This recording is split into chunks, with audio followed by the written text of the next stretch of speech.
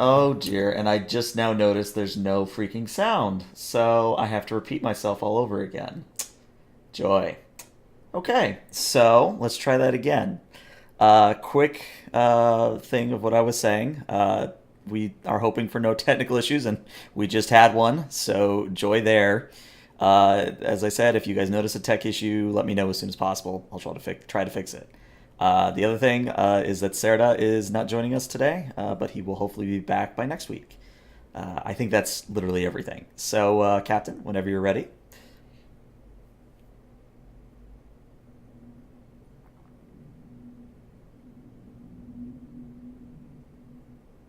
Uh-oh. Captain?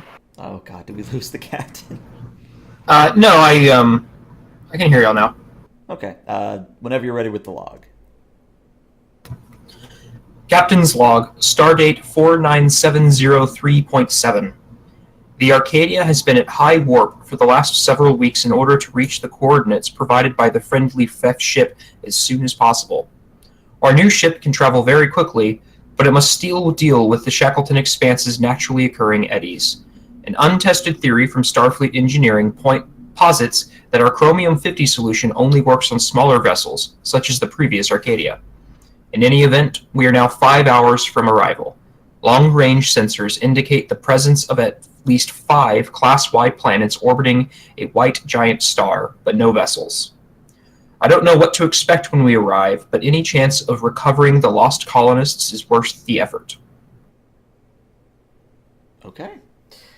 So, as the captain has said, you guys are currently about 5 hours out from your arrival.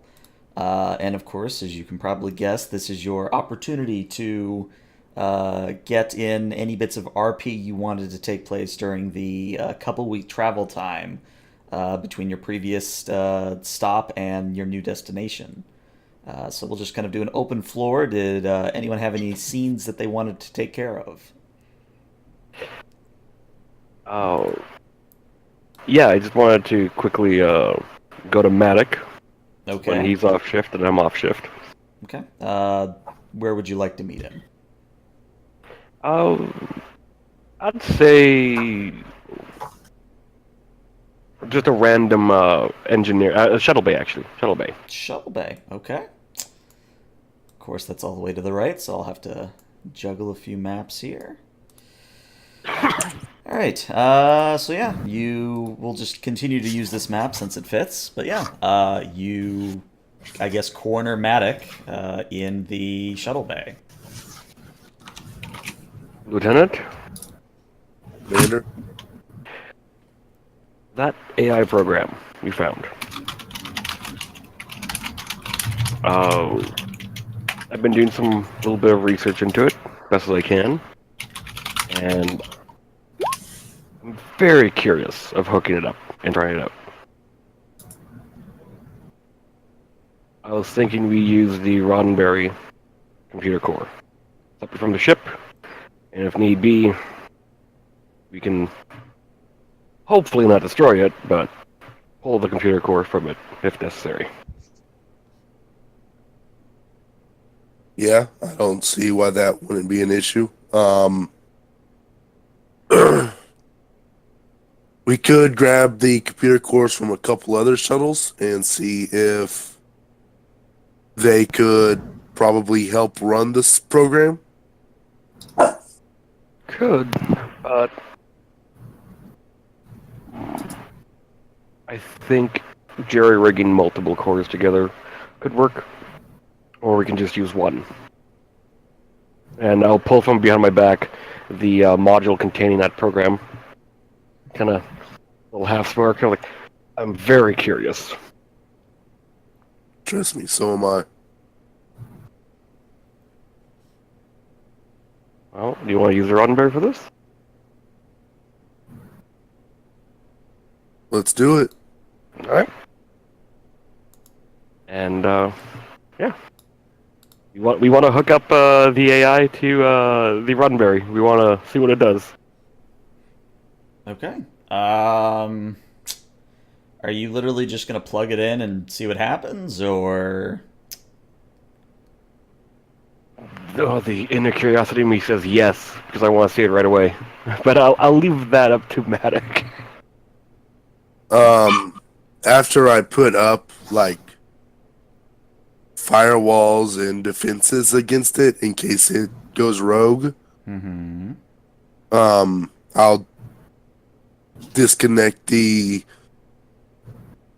I'll basically have it to where the only thing it affects is one display.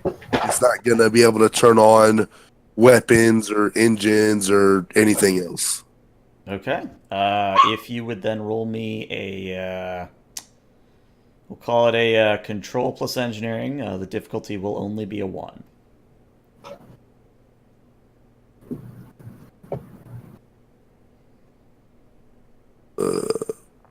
Prototype engineering. I'm gonna say no in this instance.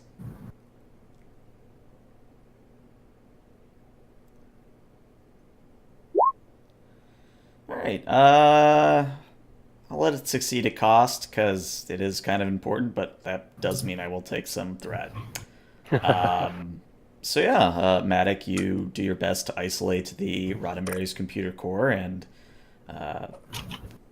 with Crowley nearby, you kind of plug it in, and sure enough, the aforementioned display that you left connected kind of lights up and begins to display a. If I had to qualify it, if you're familiar with Watson from IBM, you know how it kind of has the logo with spinning implements around it. It's something very similar in nature. It's sort of almost like an atom, maybe. You can't really tell what kind of molecule or specific type of atom it is, but it is, quote unquote, very sciencey. And it just seems to be waiting for input.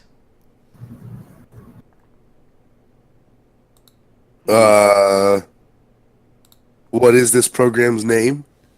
Okay. This program's name is Sienna. Sienna, what is your purpose? It replies. How do I want to say this? It currently doesn't have one. Who built your program? It lists off a rattling list of names that a cursory check on a linked pad to the ship would be able to tell is a bunch of engineers at the Daystrom Institute.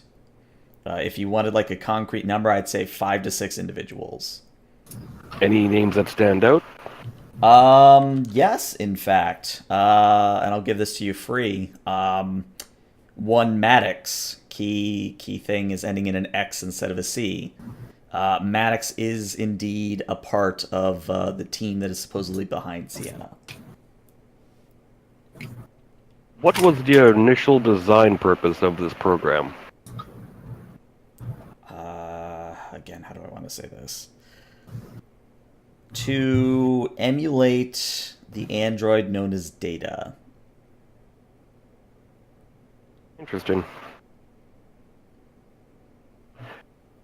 Matic, you theorize that this program could become self-aware if left running, correct?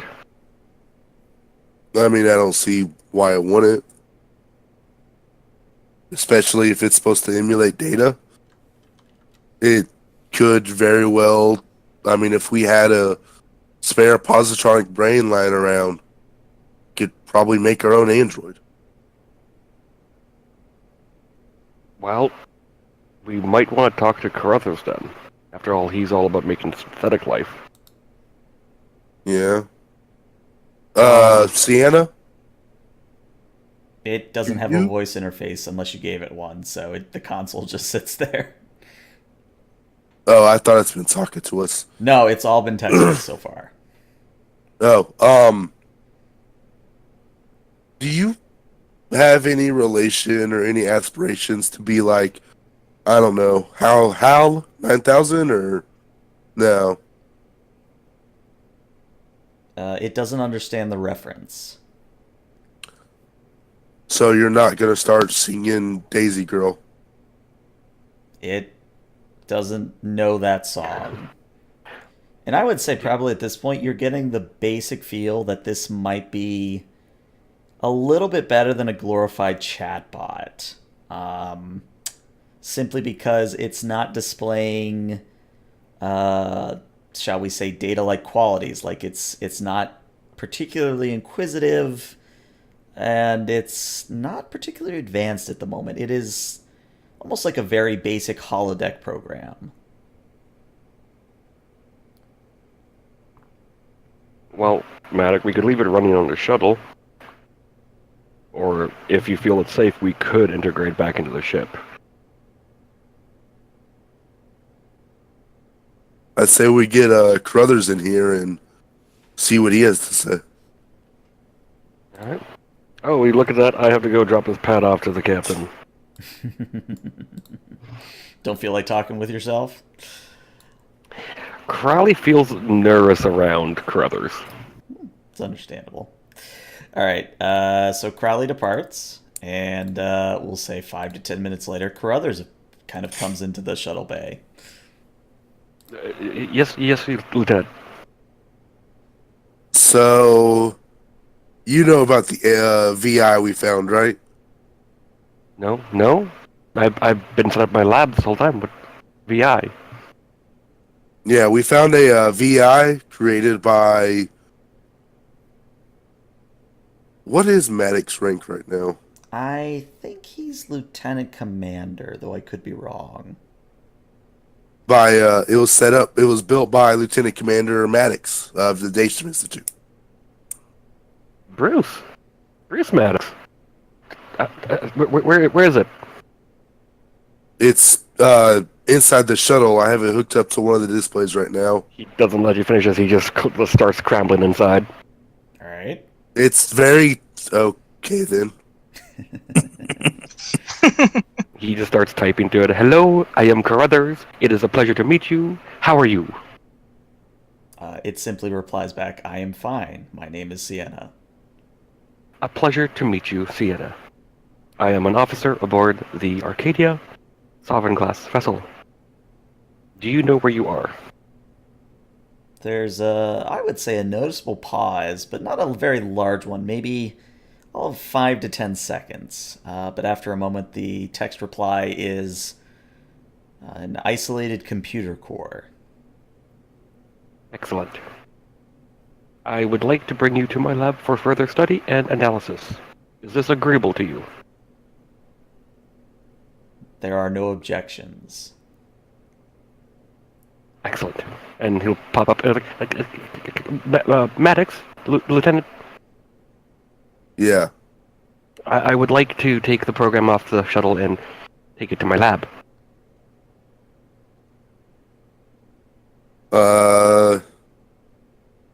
Make sure you put it on its own system. I believe I can isolate the lab's computers from the rest of their ship. It would still have some processing power granted by their own facility's computers, but it would be more adequate than a shuttle. Yes. Alright. Go ahead and do it. Anytime anything in the program changes, make myself, the captain, and Commander Crowley aware of it. Most certainly, I will send you hourly updates. Thank you, sir. Whoa, not... okay. Back inside. Send me hourly, send them weekly. Let's do it this way. So he'll go back in, take the module that she was stored on, and then rush back to his lab. All right. Cool. So we'll say, for sake of argument here, that Carruthers spends however amount of time Carruthers wants to spend on interfacing with the, I guess we're calling it a VI at the moment, which is actually probably fitting. Nothing really major comes of it. You'd maybe get a better feel for Sienna's capabilities. Again, it is a very basic program at this point. Oh, I'm just poring over the code, looking at everything, looking at the craftsmanship that Bruce Maddox has done on it. and also providing it information of the lab, the area, and I'm probably going to have him also attempt to upload more information, like what's been happening in the area and with Starfleet. Okay. Try to teach it. Okay. We'll do a roll for that at the end of session. Just remind me we got to do it. Okay. Okay. Go ahead. I want to speak to Andromeda about this VI. Okay, cool. Where do you want to see Andromeda? Would she be in Crothers' lab as well, or no? She'd be a medbay. Well, if you actually query the computer, she's in the Arboretum at the moment. Oh, okay. Let's go to the Arboretum. Alrighty. So where is Maddox token? There he is. So yeah, you find Andromeda kind of on the edge of the little lake there that you guys have going on. And as you approach, she kind of turns her head a little bit to the side and says, Lieutenant, please join me. No problem. How do you like this Arboretum? It gives me a chance to do things that are more familiar, things that remind me of home. And she motions at a nearby flower bed kind of over here. And you see that she has planted a wide variety of flora that range from simple roses to chrysanthemums to crepe myrtles. So there's a whole slew of different species that she's seems to be cultivating. Do you know if you're able to upload any of your native flora and see if it could grow here as well? She thinks for a moment and says, I considered it, but I didn't want to risk any problems with, well, she just kind of motions around at everything. I figured this small spot that I've kind of taken as my own is, well, I mean, I could run it by the captain, I suppose, but I just didn't want to be any trouble. I mean, I'm sure I could go and probably say the captain would probably approve of it. We get to see life that's indigenous to a completely different galaxy and see how it interacts with our own. I mean, that's what we're out here to do, is explore and learn about new things. Well, I'll run it by Crowley and the captain then, and maybe see if I can't get the replicators to actually give me something that, well, will live. Yeah, that'd probably be the more difficult part.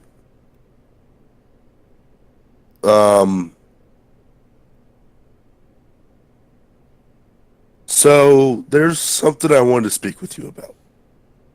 Okay? I'm all ears, as I believe the expression is. I'll hand her the data pad with the um information of the VI that Carruthers has been sending me, and I'll just be like, does your suit use any sort of VI or AI, or is it all you? I believe it would be most appropriate to say it is all me. There is a very rudimentary support system that, of course, obviously facilitated my journey here, but it's not capable of acting on its own, say, to cause me to raise a limb or discharge energy. Okay. Would your suit be able to, I don't know how to put this exactly, run a program, if that makes sense to you? She considers it for a moment and replies, I don't know that our system, or my system, would be compatible with this program. As it is, I sometimes have difficulty pulling the well, shall we say, greater amounts of data from the ship's computer via suit interface.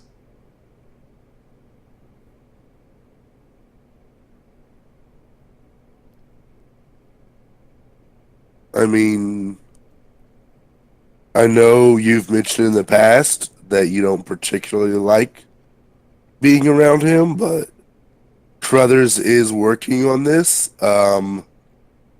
Do you think every once in a while you could just pop in and offer a helping hand?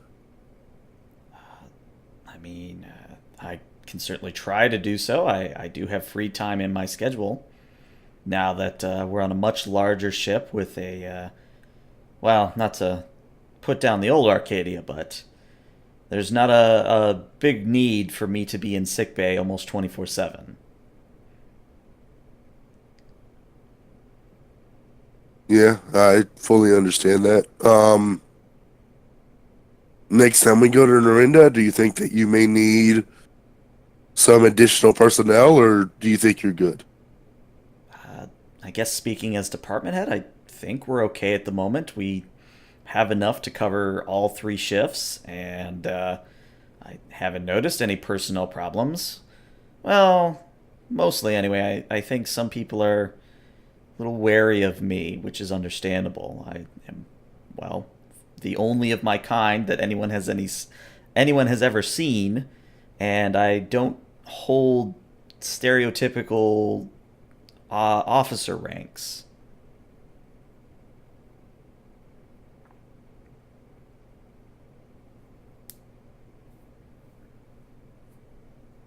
Let me, yeah, I'm gonna go talk to the captain about that because I'm pretty sure we could field commission you something.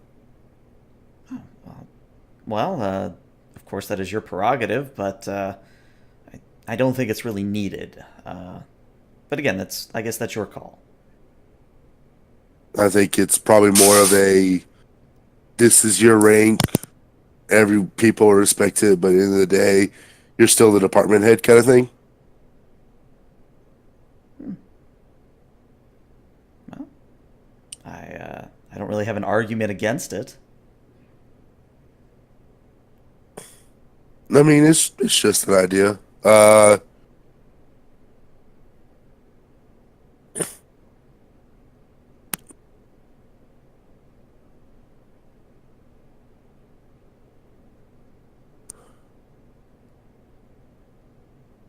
That it?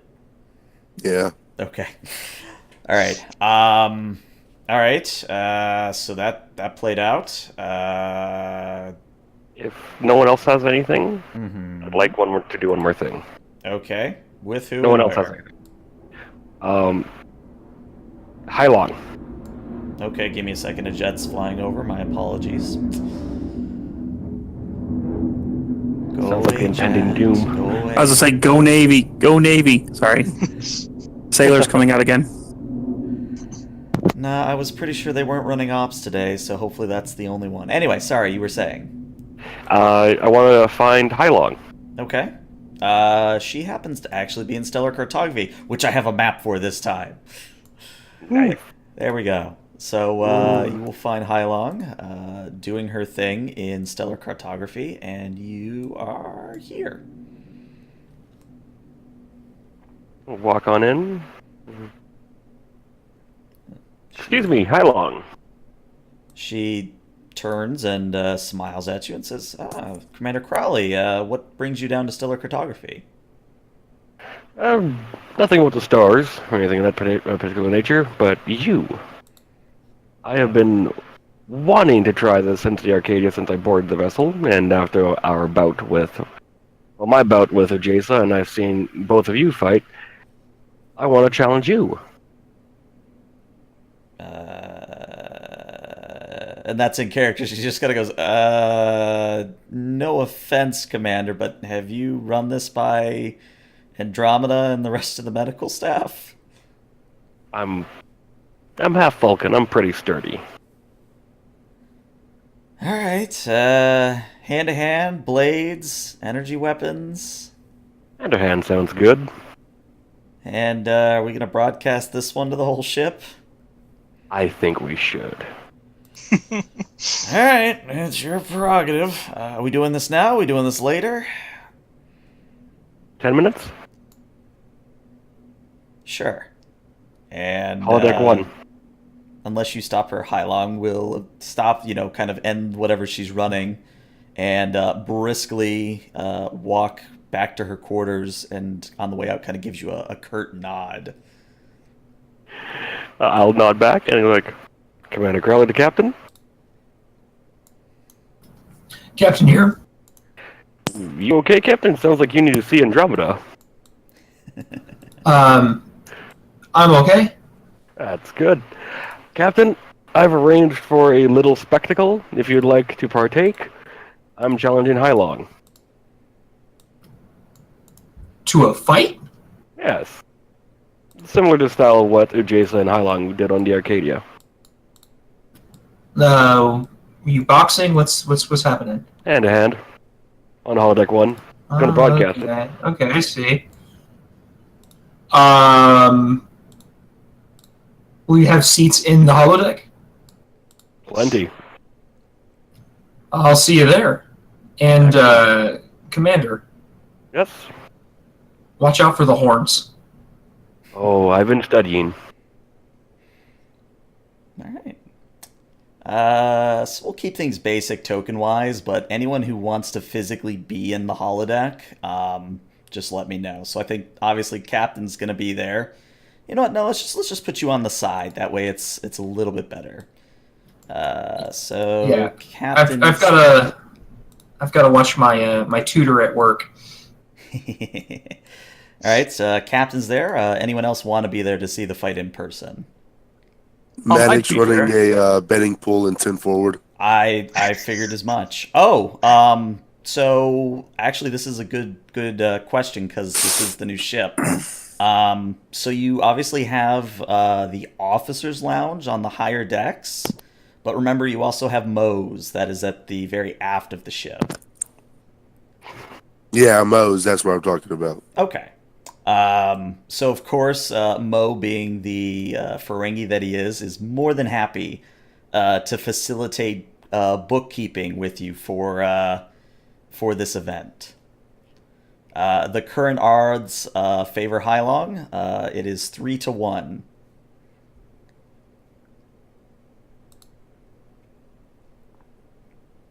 Good.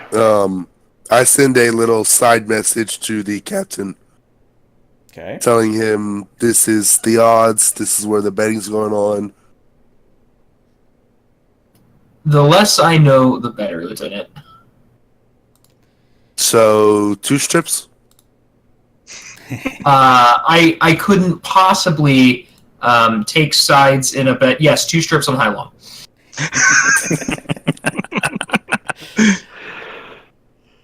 Oh, All right. Janice or Nalan, would you like to get in on the action? Sure.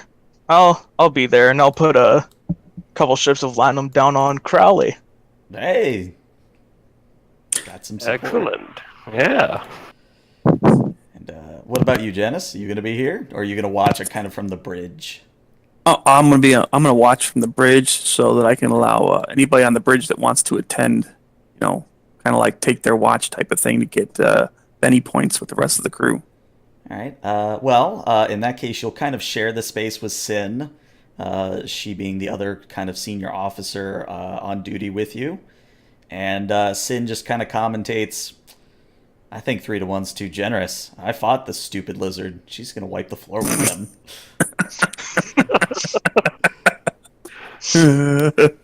Oh, Lord. But yeah, to make a long story short, you guys create a boxing kind of arena in the holodeck with some basic stands, which fill up pretty quickly. You see a lot of familiar faces from the old crew and quite a good number of new faces from the, 500 new people you now have under your command. And I think you pretty much know how this is going to work. Hylong has... in this instance, she's going to run off my threat pool. Crowley, you don't have any momentum to use at the moment, but that could change rapidly. So it becomes a matter of who would like to go first. Oh, I'm going first. I've seen that happen before. Okay. And I will be doing the rolling for High Long because that is how traditionally we've done it. All right. So I believe you kind of remember the roll required here. So it is a daring plus security. The difficulty is 1, but it is an opposed check. And I have hand-to-hand as a focus. Mm-hmm. And let's hope it's good. Okay, so that's 1 success from you. So daring plus security. She has a focus. Ooh, that's a complication.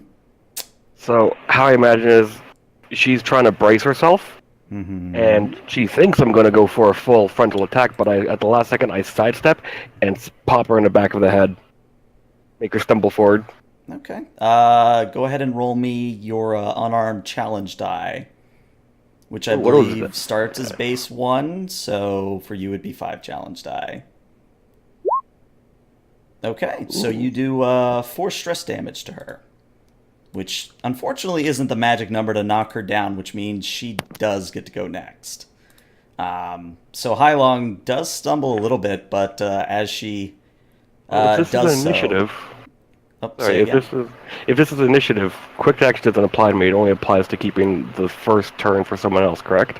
More or less, yes. Okay. All right. Just want to make sure. Yeah. There's no way I'm letting either one of you go back to back because that would. Oh wait. No. I'll take the next spot in initiative, and I'll just say "ooh," and then I'm done. Okay. Nice. All right. So High Long is going to spend some threat here for some extra die because she can, and we'll see what comes up. All right. Well, she's not rolling great today. All right. And so, what's my counter roll for this? It's the same thing. Same daring plus security, and it's whoever's got the most successes. Focus still applicable. Ooh, it's a tie. Well, tie goes to the actor. So kind of as she stumbles and Tahan goes, ooh, what she does is she whips her tail, quite literally like a whip, and does slam into your side, knocking you off balance. So hers is also only 5 challenge die. All right, so you take 3 stress. And we come back around to Crowley as you deal with this blow. How do you respond? I'm going to grab her tail, hopefully, and start to swing around. Oh God, we're playing Mario now. Okay, sure.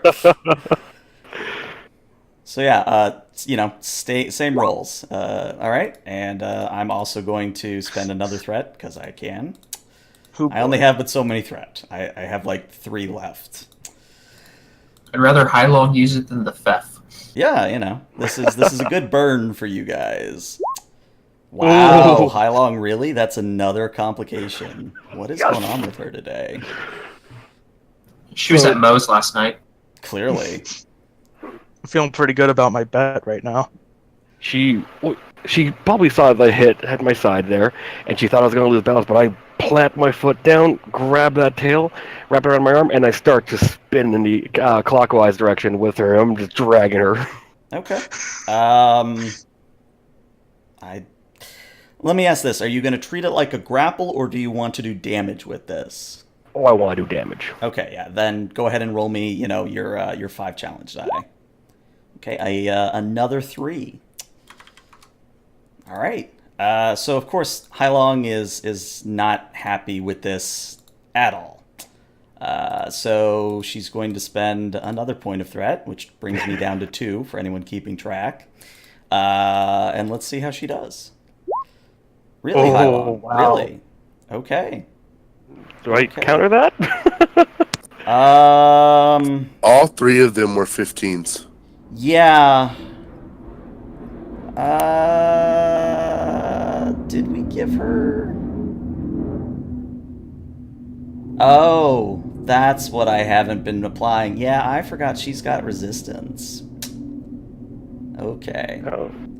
So yeah, Crowley, as long as you get one success, you will get to act and do some. Yeah, you get some momentum. Oh, That's 3 momentum for you. Yes. I want to dump it all into challenge dice. Okay. So that's 5 plus 3. Mm-hmm. Oh, jeez. So what was she trying to do at me? Well, what she was going to do was kind of similarly kind of plant her feet, pull you up into the air, and then slam you back down. So she's attempted to plant her feet. I see what she's doing, and hopefully she'll forgive me for this afterwards. The arm that's wrapped around the tip of her tail around my side there, I'm going to glide the other hand down, nearing the base, and then I'm going to lift her up, and I'm going to flip her over and slam her in the ground. Okay, that pretty much figured that was where you're going. So I do have to check though. I think it's +1 damage. I don't think it's +1 die, but that's what I'm checking. Okay. I think it's +1 damage, not die. Yeah, that's. I just want to be extra sure here.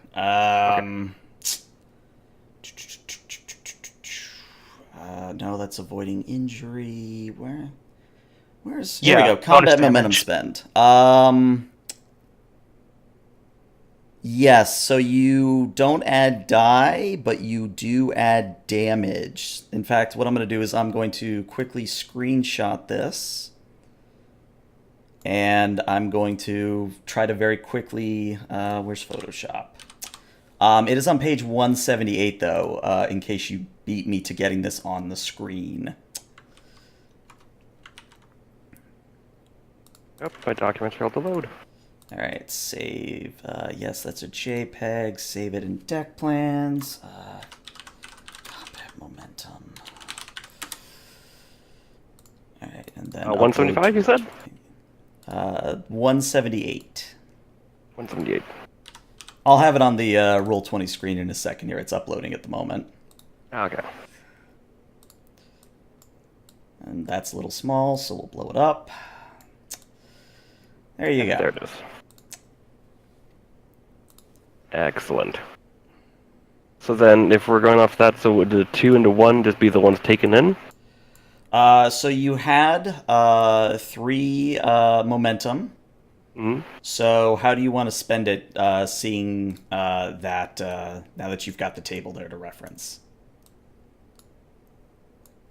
I will still do the bonus damage. Okay. All 3 of them. Okay. Do you want me to re-roll that, or do you want to just deduct from the roll already made? See, that's the thing. I don't want to. I don't want to dick you over, but I kind of feel like you should re-roll the challenge die. Sure, no worries. That's still 5, though. Yeah, it's still 5. Ah. Okay. And then all 3 as extra damage. Okay, so that would count as an injury for her, so she will spend my last threat to avoid injury. And she better get her shit together, because I swear to God. All right, so that's 8 damage reduced by her resistance. I can speak today. So she's not thrilled by this at all. Getting slammed down, kind of flipped in a humiliating thing. So she is going to, of course, roll another 15, as I'm sure we all know is going to happen. Dice pool's only a 2d20. She doesn't have Complications. Well, Okay. She's got 2. All right. Okay.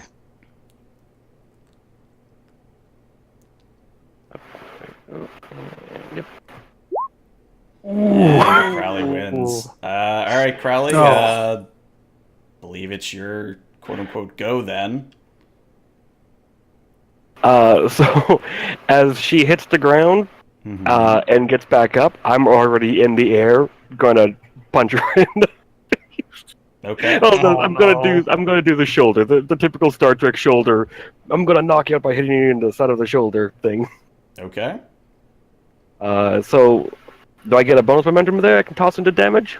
I believe so, yes. I'm actually going to do into penetration. Okay. Okay. So she takes the 4th stress. I do have to double check her sheet here. All right, she literally has 1 stress left. Whoa. I just look at it as the first thing to say is like, you can tap out now. Never. And I just have this big grin across my face. All right. Alright.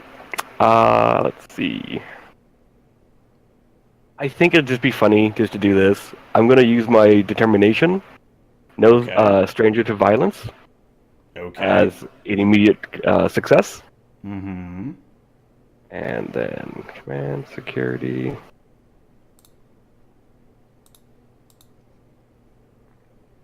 Focus. Ha. So Alright, 3. that's 3. Give me a moment. I have to check Hylong's values here. Because I apparently did not update them in Arcadia, but I did in Ophion. So where is her sheet in Ophion? There it is.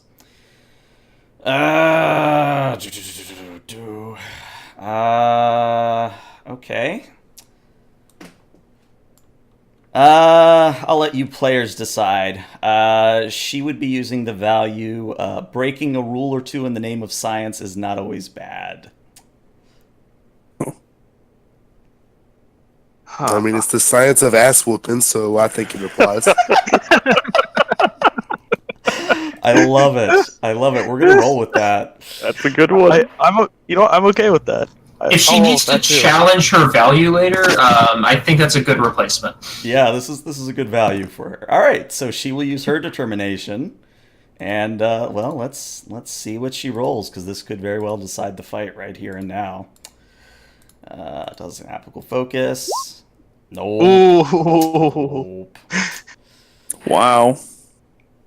I'm just gonna rush up to her, slip my arms underneath her armpits, and I'm gonna headbutt her. Okay. Yikes. Do you still want to roll for that? For the challenge? The damage could very well matter here. Alright. Yeah, she's down. She's down. So she just kind of collapses on the spot, and like the hollow referee has to run over and kind of split you two apart, kind of a thing. I'll step back and just look down at her, and is she still conscious or is she knocked out? Well, she's knocked out. You did 4 damage, which is enough to overdo her stress, so she's out. I just wait for a moment before I look to the captain.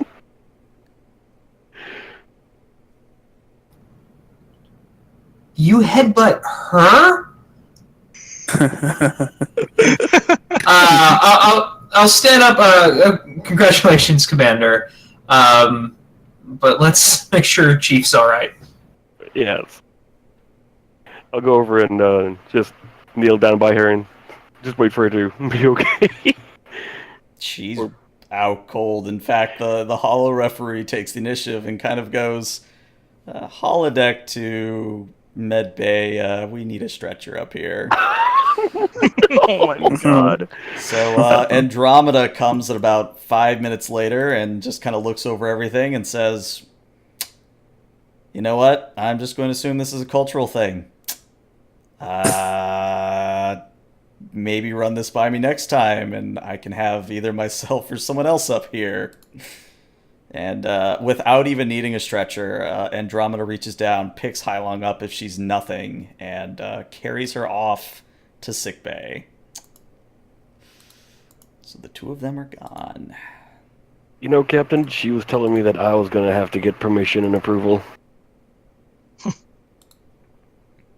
But, looks like I'm good.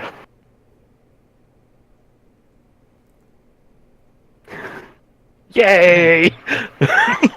that's me out of character saying yay, not Crowley. I mean, when I roll, I mean, if you look at all of those rolls, I think I didn't roll above or below a 15, but twice. So Oh, jeez. Yikes. that's either great for you guys for this session, or I'm totally gonna fuck you over with the Feathe later. Oh no. Uh-oh. So that means what? I got 6 latinum from that? You invested 2, so yes, you would get 6 latinum strips. Awesome. I'll go over to How Matic and how ask him. happy is Mo? Mo is actually not thrilled because most of the new crew bet on Crowley, so he actually operated at a loss. That's right, your commander. Yes. So far, I've gone 2 for 2 with Sin and now Hailong. I've undefeated. Oh, He is the current Fight Club champion. Mhm. are we gonna have to get all of our doors widened for your head? Can you hear me now? Yep. Hey, we can Yes. hear Got you. you. What did I Matic. miss? All right. Matic, who the captain bet on? I'll just look to the captain. The captain didn't bet on anybody. He decided to stay neutral. Can I tell if he's lying? Then you could Um, both be able to try to tell, but I'm sure Matic has taken some classes in trying to conceal this. God, how do I want to do this? Matic, roll me a presence plus con, because I think that's composure. Are you? That's literally my worst 2 stats. I'm like 99% sure it's composure. I'll double check. GM, may I introduce a complication range? Captain Tahan is not trying to conceal the fact that he did not bet on the commander. Okay. So if I'm in the room and they're being telepathic, yeah, We would know. We'll do it this way. It is indeed presence plus con to maintain your professional decorum and etiquette while representing your ship or Starfleet in formal circumstances, or to argue effectively over protocol, blah, blah, blah, blah, blah. Either way, presence plus con does seem to fit the best.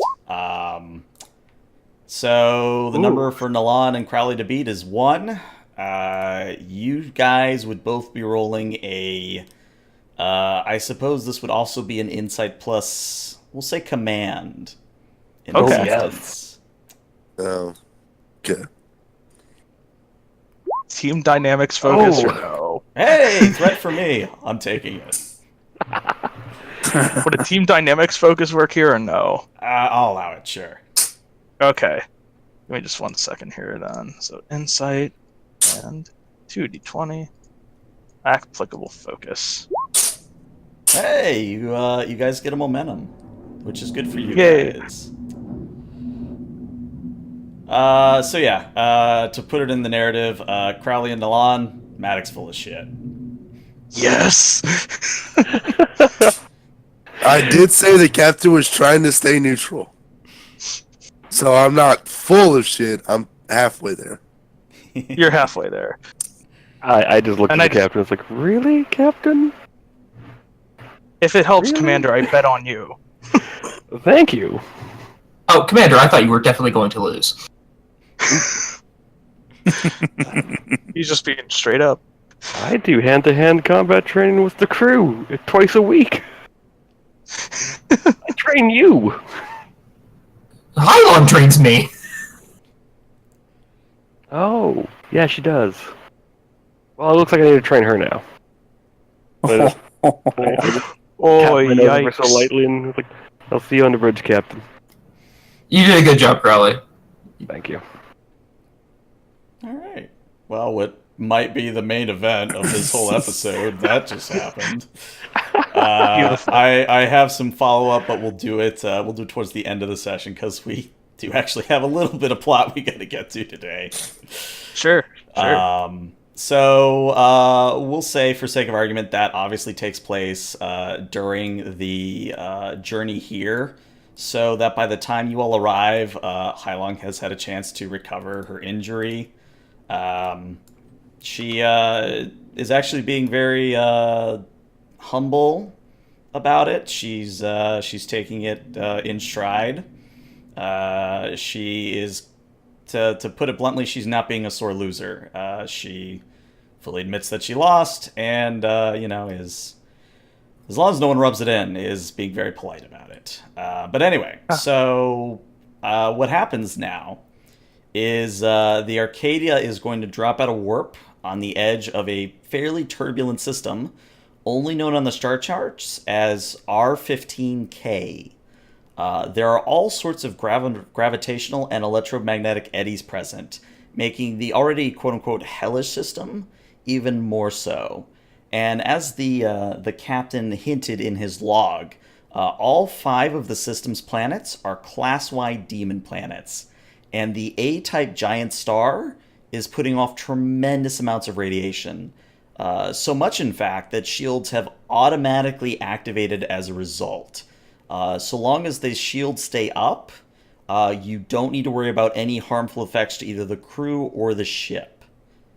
So obviously there is a mechanical detriment if you leave your shields down for a extended period.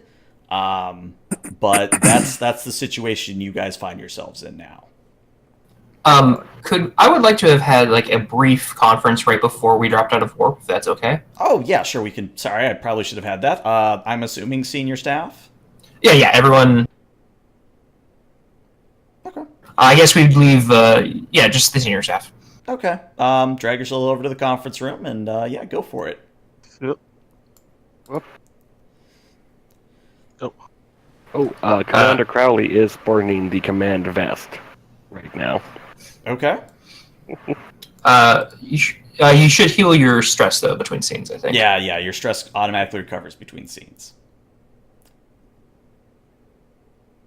Emotionally wise, how is Hailong if she looks towards me? How is she emotionally? You get the sense that she's planning something. Oh, God. You're gonna die. I did give her the chance to surrender. No, Soretta Draco do not surrender. Not in a fight. I'm gonna say I don't think it's gonna make a difference. Anyways, it's your meeting. I'll let you run it. Okay, so while this may go without saying, I'm going to say it anyways. We are here not just for the Federation colonists that have been taken by the Feph, but the Klingon colonists and any others. Especially after our recent confrontation with the Klingons, which I will admit could have gone better.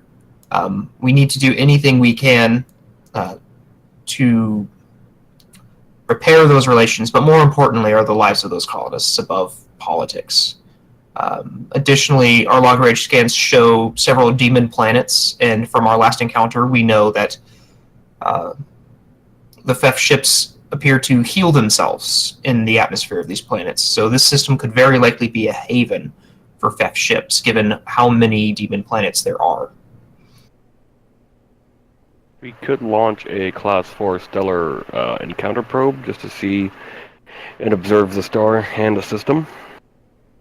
I think that would be a good idea if we don't find anything when we get there, but as we are coming to meet with what we assume are diplomats, I think we want to maintain a non-intrusive posture as possible. I agree. If there is a ship out there, the moment we detect it, we should immediately establish communications and make sure that they understand we're not hostile. Absolutely. We should make sure our weapons are not charged, but obviously we will need shields in the system. Yes. Sin, Yes. have you been able to make any headway of their language? Do they only speak in single-term words, or is that just the translator having a hard time? To put it bluntly, sir, it would be more the latter. Their language is... Well, it's similar in nature to the Optrons in that they modulate sort of subspace to communicate. However, if I had to qualify it, their language is... It's sort of like the difference between Earth English and Earth Japanese. They have entirely different syntax structure. They have an entirely different written form of the language. And there's all sorts of little nuances that sort of add up to our current situation where our universal translator is really only able to handle single words or short, uncomplicated phrases. Out of character, it's kind of like using Google Translate between English and Japanese, and that is absolute shit right now. So, Yeah. Lieutenant Sen, I have a question. Obviously, we're only getting one-word responses from the Feph. Will it be more clear for them if we limit ourselves to one-word question queries? Give our full sentences as normal. she rubs her chin in thought and replies, I mean, evidence seems to show that it doesn't matter how we reply, but I suppose speaking from a comm officer's experience, don't go quoting big, complicated regulations at them, maybe? Keep things simple. So you feel that they can understand us perfectly fine? I mean, based on, again, what I've observed so far, I think that to be the case, yes. Well, that's good to know. Yeah, we should probably limit ourselves to simple sentences, but I don't think we need to put ourselves at the disadvantage of trying to only use one-word questions then. Yes, I agree. I would also agree, sir. I wonder if it would be possible to try telepathy with them. Neelan, would you be willing to try if it was possible? I'd be more than willing, yes. If it makes communication easier, then that's what happens.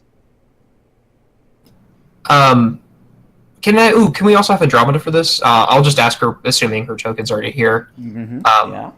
From the little information we were able to get from a Feph cadaver, do they have the capability for telepathy with Betazoid?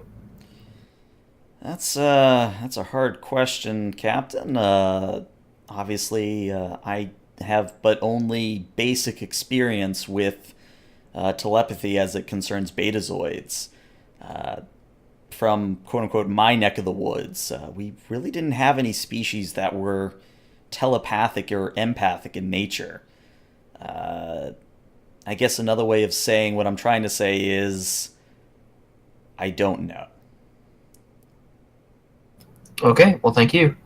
I don't have anything else unless we want to talk battle strategies, but we are all well versed in our tactical training, and I think we can handle any threat that comes to us within reason. Well, let's go looking. Let's see if we can find them and hopefully establish peace. All right. Well, with any luck, we'll be able to break out the diplomatic materials later. I do like the uniforms. I meant booze. But with Matic perks up. but without any further ado, let's get to our stations. All right. So Aye, sir. Andromeda being on the bridge will be there. Hylong's there. Janice, you're back at con. Sweet. Sin's over here. Yes. All right. So, yeah, you guys are in system. You've literally just arrived. Shields have just gone up. What is your course of action?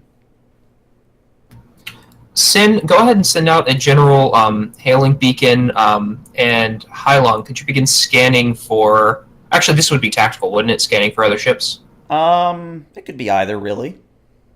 The just appropriate depends. person.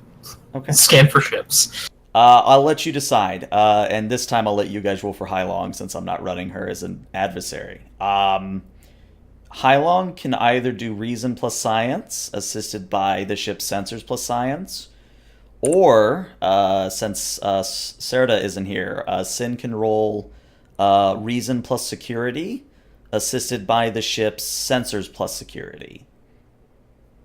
I say we have Hylong do her check so Sin can start communications. Okay. I got the ship. What do we need to roll?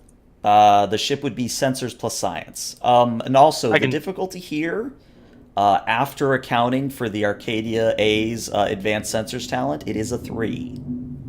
So it initially was a 4 difficulty. Oh, wow. I can roll for Hylong. There's no objections. Do we want to roll for Sin first to maybe generate some momentum?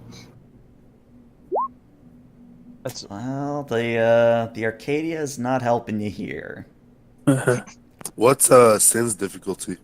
If I had, I'll look it up real fast, but I'm pretty sure hers is just a difficulty 1. Let's see, ship combat 216. No, don't freeze up on me, blue PDF. Thank you. All right. Let's see. Communications. From what I read, hers would be a control plus engineering, assisted by the ship's communications plus engineering, with difficulty 0. Okay. But since we've already rolled for Hylong, let's resolve Hylong's roll first. Okay. You said it was reason plus science? Correct. Okay. And no, I don't think any of her focuses would apply here. Yeah. I'd actually give her spatial phenomena, but let's check those rolls. Yeah, with a focus applying, she will succeed. Woo. All right. So Hylong reports, Sir, I'm detecting some kind of Feathe vessel in orbit around the 3rd planet. I'm assuming you want it on screen, sir? Yes, please. All right, and I will put you guys on this map. So, this is kind of a romanticized version of what the system looks like. And the ship that you see as the view screen shifts is this one. So to kind of describe what you're seeing, is that this Feathe vessel is kind of like a turtle. It has a very thick gray shell that covers most of the dorsal section, and it has this sort of like stout bow that juts out ahead of it. There's a noticeable curvature to the hull that culminates in a sort of like raised triangle protrusion towards the aft of the ship. And sensors indicate that there are approximately 1,200 Feathe aboard this ship. Oh, jeez. And of course, Hylong will report all of this information. Lieutenant Sin, let's open a Hale. Okay, so where is it? So Sin will be rolling, whoever wants to roll for her. She is control plus engineering. The ship assists with communications plus engineering. I'm going to say due to the interference in system, it is going to be a difficulty 1 instead of difficulty 0. Confirm it's comms and what for the ship? Engineering. Linguistics would apply. For Sin, yes. Yeah, ship doesn't feel like a system today. Alright, you guys get a momentum. So yeah, Sin opens up a wideband frequency and sends out a standard greeting. And after a moment, her console beeps, and she looks at it for a moment and says, Sir, the Feathe are receiving us. You can go ahead at your convenience.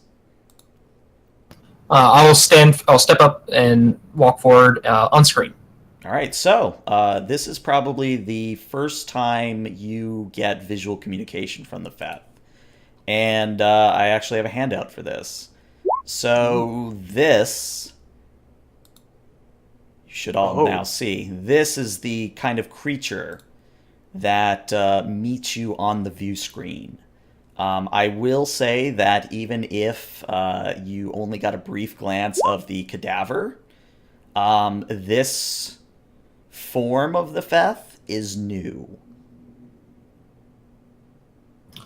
This is Captain Athos Tahan of the Federation starship Arcadia A. We come in peace and seek to speak with your diplomats. So at the word diplomats, there is sort of a twitch in the Fethe's countenance. And the Feathe says, will make, and then communication goes dark. And if you look to Sin, Sin just kind of goes, "It was cut at their end, sir." Very well. Well, with any hope, I believe that means they will make diplomacy with us. Let's give it some time and wait. Okay. Just out of curiosity, how long would you wait before doing something? Pretty long, I think. That's why we're here. Okay. What I'll say then is that an hour passes, and after an hour, Sin reports, "Sir, they're sending us a message. Says lower shields." I need you to reply.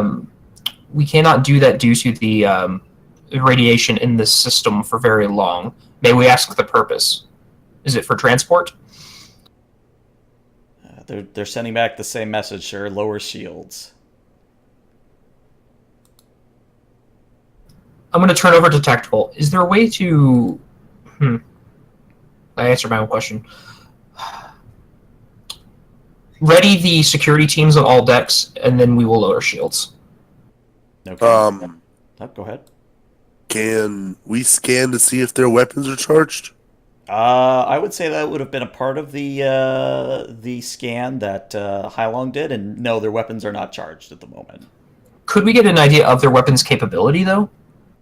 If you want Sin, because again, she's our ranking tactical since Serta isn't here, if she wants to roll me an insight plus security, we'll say this is a difficulty 2 roll. Starship Tactical Systems? Would apply, yes.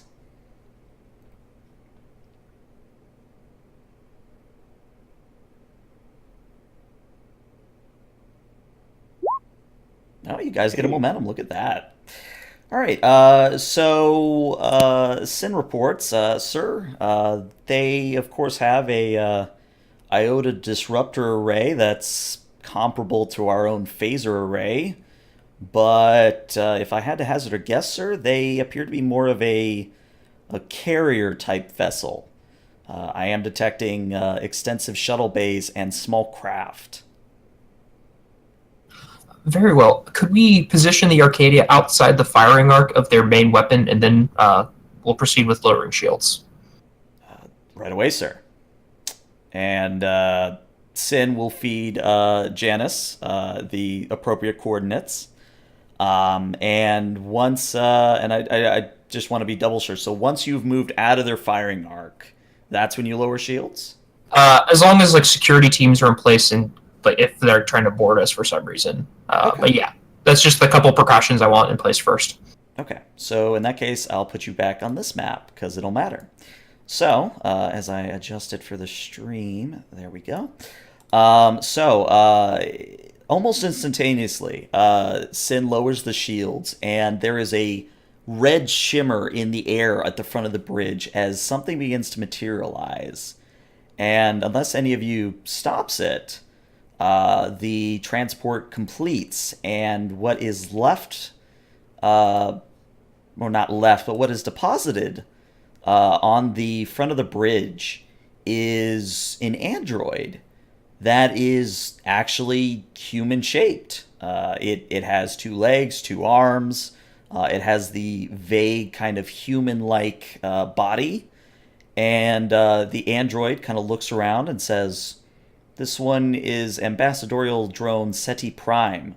This one is here to facilitate negotiations on behalf of the Feathe. Who is the ranking officer?" That would be me, Captain Athos Tahan. This one feels it is appropriate that it be taken to whatever your species considers to be the negotiation table. Follow me this way, and I'll lead him to the conference room. I have a question. Did the shields go back up after the transport? If you wish it to be so, yes. Yeah, because I don't want to die.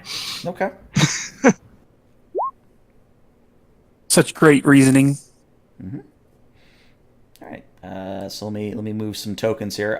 So if you sit there, I guess SETI would sit there. Who else would you like to be in this negotiation?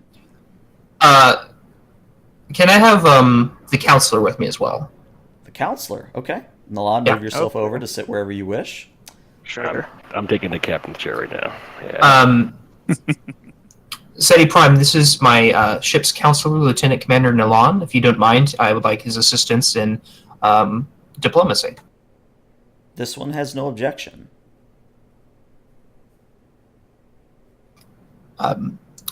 So, may I ask if you know why we are here? This one does have records that indicate such, yes. And again, it's an android, so you're kind of limited to physical reading. So there's kind of a slight twitch of the head, almost as if it's switching track. And SETI Prime says,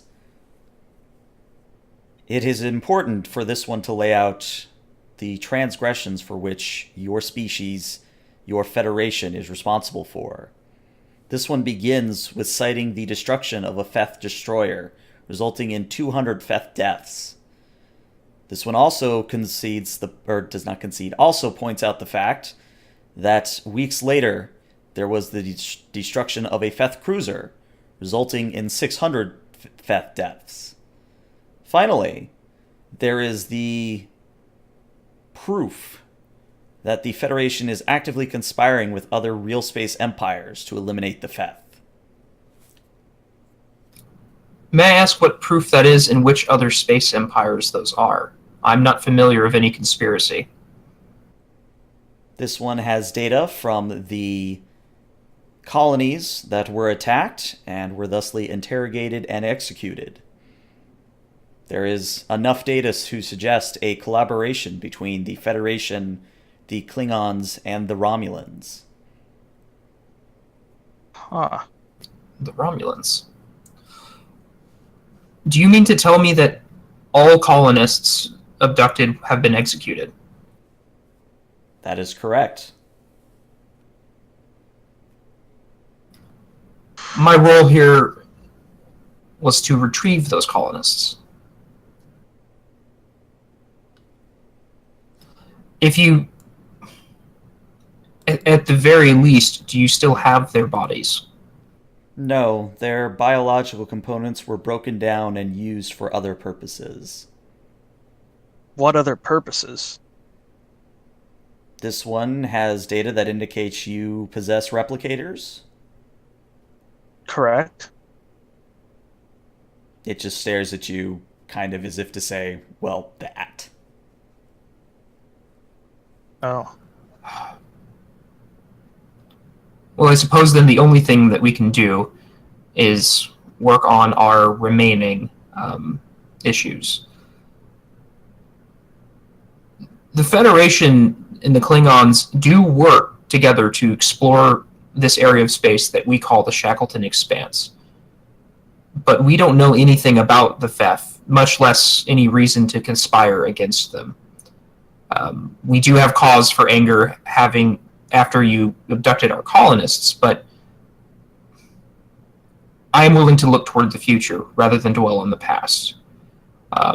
We can discuss the destruction of those prior vessels, and if you know anything about a concept of self-defense, you will find that my crews were only doing that. And in fact, you will also learn that my crew protected a scientific vessel of Feph origin from the Klingons, but several weeks ago. So SETI Prime goes silent and almost like rigid for a moment. If I had to describe it, it's almost as if he's, well, phoning home.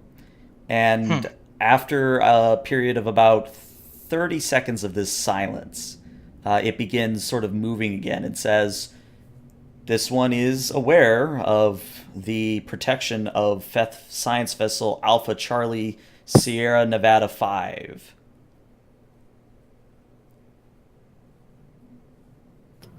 And does our protection of that vessel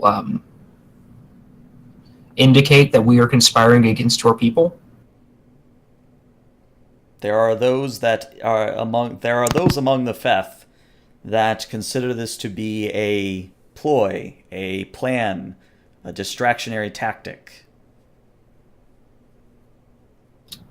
In all of our other encounters with the Feph appeared to us and attacked us first. In this encounter, we sought out the Feph. We did not attack, and then we protected them when another came through. This one is not saying otherwise. However, this one is not sure how to go about proving or testing your intentions. I might not be speaking for the captain here, but we may be willing to make some kind of reparation for the 2 ships we may have destroyed, but we want peace with you, not war. Yes, any prior violence is a tragedy, but it would be much worse if there were continued violence in the future. So again, it goes rigid, and this time it stays that way for a solid 2 minutes. So unless any of you do anything during that time, it will come back and it will say, this one has been granted clearance to suggest, well, a proposal. This one contains knowledge that on stardate 45047.2, the captain of the USS Enterprise engaged in a ritualistic hunt with a somewhat hostile species. This one would like to propose a similar scenario. Would you be okay with that, Captain? I've done similar things before. My only reservation is finding a planet suitable for both myself and the Feathe species. It does not appear that there would be any planets that suit both of our biological needs.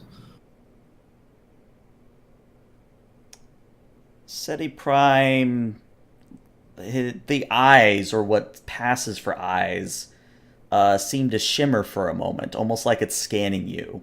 And possibly the ship. You really don't know without someone like Hale in the room, trying to gauge it. But go ahead. Would the ship not detect the internal scanning? Yeah, that's a good Just out point. of curiosity. I would say Sin would report to Crowley on the bridge. Sir, the android is doing a wideband scan to the ship. Should I stop it, or... Is it attempting to take over the vessel? No, it just seems to be a scan. Well, we're scanning it. Make sure you get detailed scans, too. It's only fair. Understood, sir. So after the scan takes place, SETI Prime reports, this one has found that your exosuits will be suitable for this activity.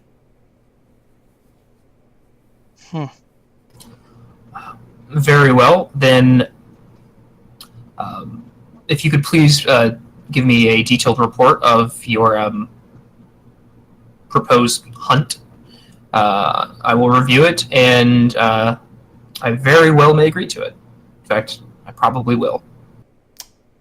So just because I don't want to mince words here and I want to be super clear, I'm going to say this out of character, but obviously imagine SETI Prime is saying it. So what SETI Prime proposes is that on R15K2, that you, specifically you, the captain, and up to 5 of your crew will work together with the highest-ranking Feathe to eliminate a deadly beast before it kills all of you.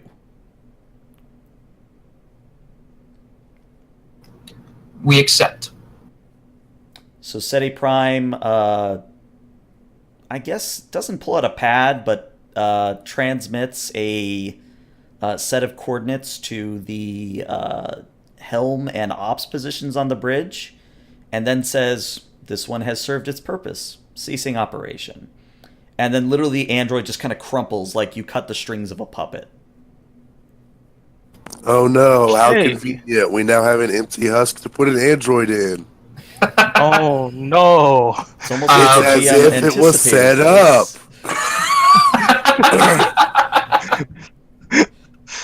this. Oh, that's great. All of a sudden, the ship's self-destruct sequence starts up for no reason because we've angered the GM. No, it's almost like the GM planned for this, Like he You know. sometimes has an insight into what crazy shit his players will do. You mean Carruthers. Maddox gonna take over the ship and do ramming speed right into the fifth ship. Oh no, please no. The last thing we're going to jump into warp, so we have maximum velocity behind it. Oh god, Picard maneuver. the Picard maneuver. The All right. Star Wars maneuver. Yeah, I don't know what to call it really. Anyways, so yeah, you have now coordinates on the second planet in the R15K system. What is your course of action from here? So, I don't think we should take both myself and the commander. Okay. So, I recommend Crowley take a supporting character. Normally it would be him, and then I take Los, but they requested my presence specifically. Mm-hmm. I will be taking my sword, because of course I will. Okay. Sorry, Hai Long's sword, I suppose. Mm-hmm. But I will leave everyone else to decide who they want to bring on this mission. But I do want there to be a suitable crew left on the Sovereign while we're gone. Okay. So we'll just go down the list. Crowley, who do you want to bring? Carruthers. Okay, it's an interesting choice, but sure. Medical training. Oh, okay. And science. I can see it. All right, so Carruthers. Next up, we have Nalan. Who would you like to bring? Nobody has Ensign Rouge, right? Not at the moment now. I'll take Ensign Rouge. Okay, Ensign Rouge is stepping up to the plate. You better keep him alive, otherwise Admiral Haru's going to get real mad. She'll take our ship away. Janice, are you taking yourself or a supporting character? To be honest, I'll probably take myself because of my security rating, and I'm sure we're gonna have to blast this beast, so I'll probably go myself. Okay, so that's Janice, and then finally we have Matic. You coming as yourself or as someone else? Maddox will go to the planet. Okay. So I'll, of course, describe this in a moment, but I'm going to shift you guys to a different map here in a second. And I just want to be sure that this is the team we're going with. All stars. Oh, Jesus. Oh god. Please be to scale. Yeah, it is actually to scale. The Feathe is bigger than you, shit. but I'll get to that in a second. But that's everyone, right? There's 1, 2, 3, 4, 5. Yes, that should be everyone. So as you gather this away team, Hylong reports, Sir, I think it prudent to let you know that even with an exosuit, your maximum operational time is 6 hours. Past that, your suits are literally going to start melting. Good to know. Thank you. And one more thing. And she kind of leans in so only really the captain can hear. Make sure to practice your swordplay. I have an honor duel that you're going to be interested in for later. Oh, I'll be ready. Very well. All right. So we go through kind of a montage of a suit-up sequence, and I did want to ask if anyone wanted to spend your remaining 2 momentum on any sort of escalation-type weaponry or armor or equipment. I'm giving you exosuits free, because I think that would be just shit of me as a DM to not give it to you free in this instance. But you do have 2 momentum to, well, either escalate or take something fancy. Would a Type 3 phaser rifle be fancy, or can I get just issued? Let me double check. A Type 3 phaser rifle would be... it would give me 2 threat, but it would only cost 1 momentum. I guess I'll ask the rest of the team if that's acceptable. I mean, I figure he wants us to go kill this, so I think we should probably go with something that's going to help. I think over the course of an entire encounter, the 2 threat's not too big an issue, because we're going to get a lot of value out of that. Yeah. Maddox Okay is with probably going to try to take 1 too. Okay, I'll be nice. and also because the rules aren't super clear on this, I'll be nice and say that your spend for this will just be the 2 momentum. So that the 2 momentum will equip your entire squad. Does me bringing High Long Sword have any momentum or escalation cost? Let me double check. Do you remember what we made the base damage of the sword? I've never really used it in combat, so it's either the sword or heavy sword. I think the difference is just 2 or 3 base damage. Right. Let's say this is the one-handed variant, so it would only cost you. All right, so I'm gonna retcon my previous statement. If you want to take everybody taking a Type 3 phaser rifle and the captain takes his blade, that'll be your 2 momentum. Yeah, that's fine. I'll have the Type 2 as well. Okay. How much would it be for me to take a Type 3 as well?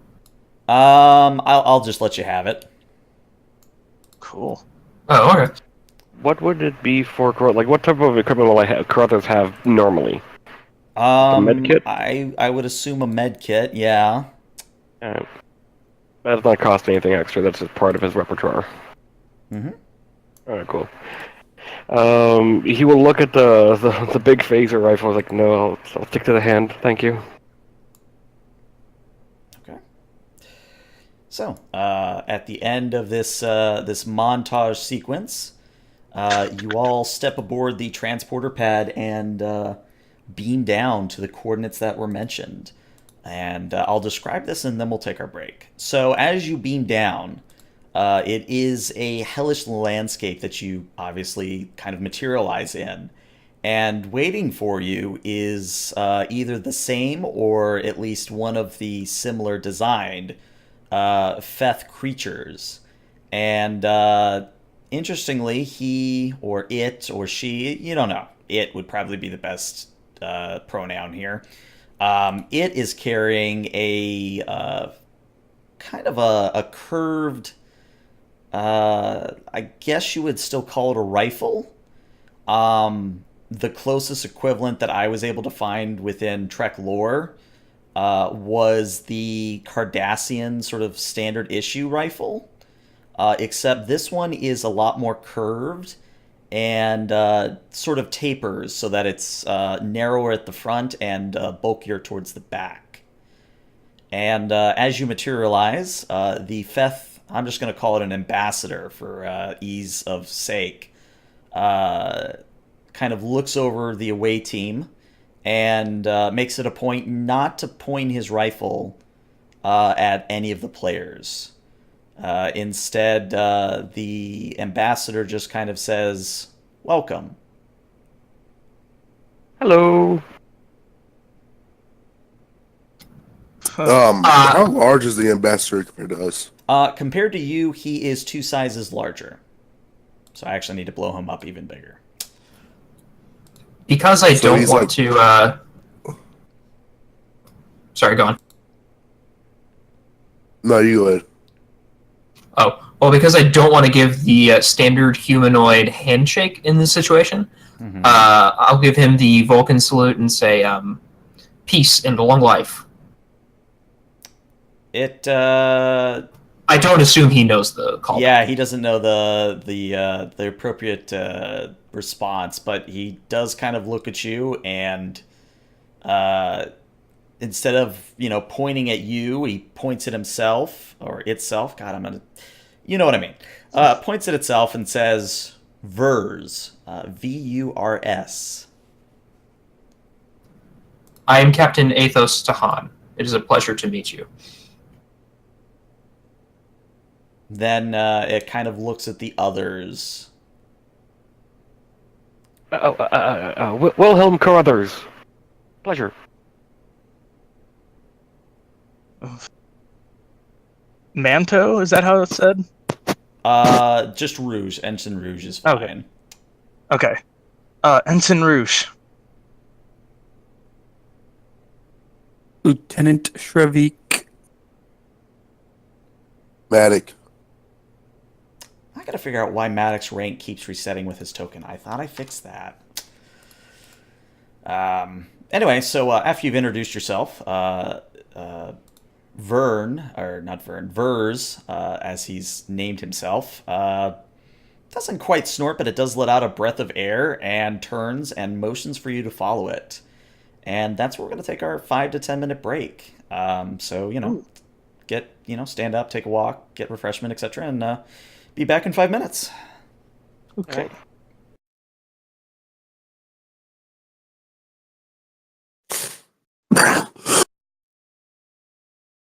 Oh, Carruthers. What did the captain sign me up for? I better be getting OT for this. Good thing no one gets paid. Great. What organization did I join?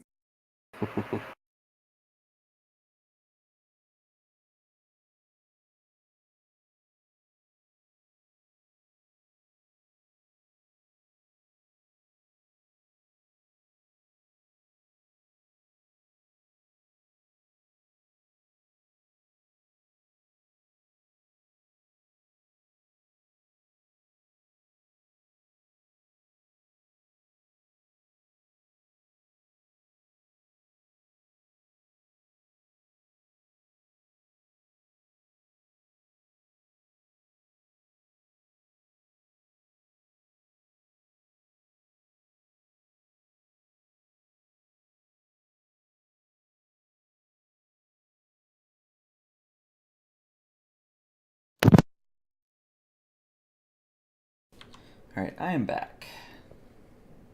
Welcome back. Thank you. Oh, I figured I should have mentioned this earlier where we were doing shuttle bay things. But the players all agreed that to commemorate the passing of one Stephen Hawking, they have appropriately named their captain's yacht the Hawking. So, small bit of flavor, small bit of tribute. Thought it was worth mentioning. It's nice. I like it. And I believe Shrevik or Janice, whichever we're calling him today, he named one of the Type 9 shuttles as well. But I will let him, describe that in character whenever it comes up. Fair enough. Wait. A lieutenant got to name a shuttle without clearing the captain or the commander? I let him have it for flavor. I'm just having fun. I did it sneakily before anybody did a complete inventory. What's the name? Elorna. I think it's on the Arcadia sheet. Yeah, I did. Indeed. Yes, I did alter it. Yep. I did take the liberty of updating the security officer with his last third talent, or his focus, sorry. Love of flowers. He is our groundskeeper after all. Oh, okay. I see it. Okay. Ah, there he is. So actually, this is a good thing to address over break. So I'm assuming you use the Gorn stats in beta for attributes? I don't know who put stats in. I just did the love of flowers focus. Okay. I'm eyeballing it and it looks right, so we're gonna assume it's correct. This is actually an interesting question for you all, simply because I don't know if I'm biased, but I did a little research into the Gorn, and physically, there's not a whole lot of difference between a male and a female Gorn. But apparently the female Gorn are actually bigger, which is impressive for considering a Gorn size, but I'm going to let it be completely up to you guys whether the Gorn is male or female, and whether or not it is blue, because blue is an important color among the Gorn.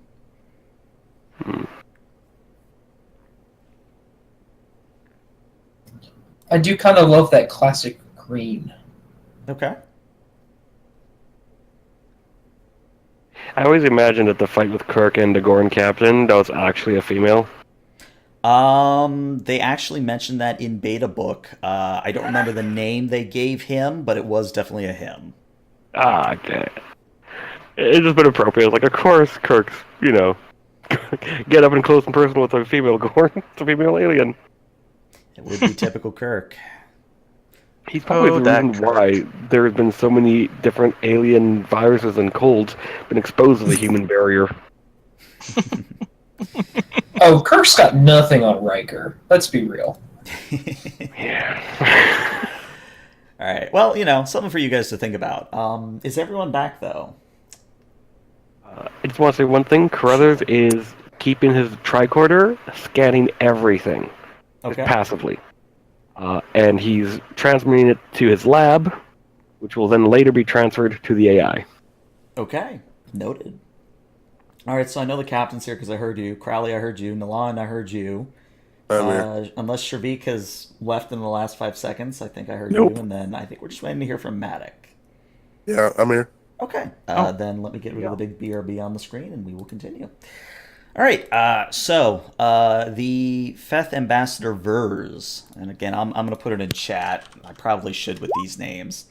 Vers leads you all on a. I wouldn't call it a pleasant hike, but it is a hike nonetheless. And the way we're going to handle this is sort of a time-limited extended task. There is a time window here that is based on the number of rolls that you do. And should, you take more than the time, stuff might start to happen. So you can keep track. The work track is going to be 12. The magnitude will be 3. The base difficulty will be a 3. And the default task is fitness plus con. But if you give me a good argument for another combination, I'll allow it. And what this extended task is basically describing is how well you all fare in this hike. So I don't think I'm the one to lead the task, but I was wondering if I could get a command-based assist task using my team dynamics focus. I'll allow it. For you, I would say presence plus command. Okay, I am happy to assist the task. All right. So which of the remaining 4 of you wants to take the lead on this? Not Carruthers.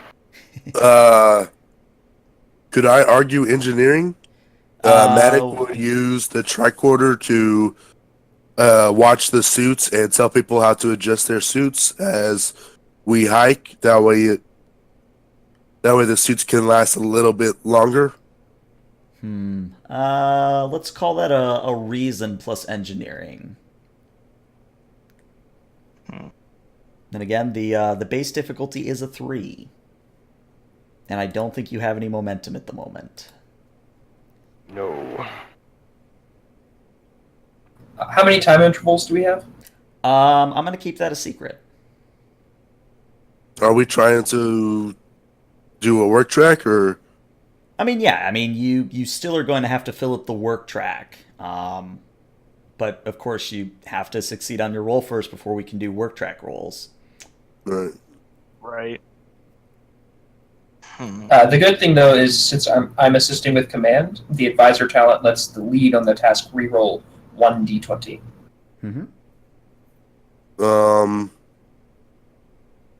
Power systems? Yeah, why not? I'll be nice. So I guess for this first roll, Maddox going to take the lead, and then someone else will take the lead next go around. Yeah, you can't do Sure. back. You definitely can't do back to back. Like it has to be someone new every time. All right. I did not know that. Yeah, supposedly if you do back to back, the difficulty goes up. So I guess it depends on how you're doing it. Like, if you're doing it in combat, that's obviously... Oh, fuck. Wait. You get to re-roll one of the d20s after I assist. but you do have to assist, I believe.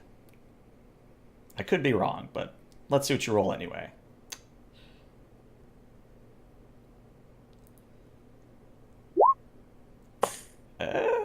You succeed. Yay. Yeah. So yeah, Oh, thank God. it's not a 20. That's what matters.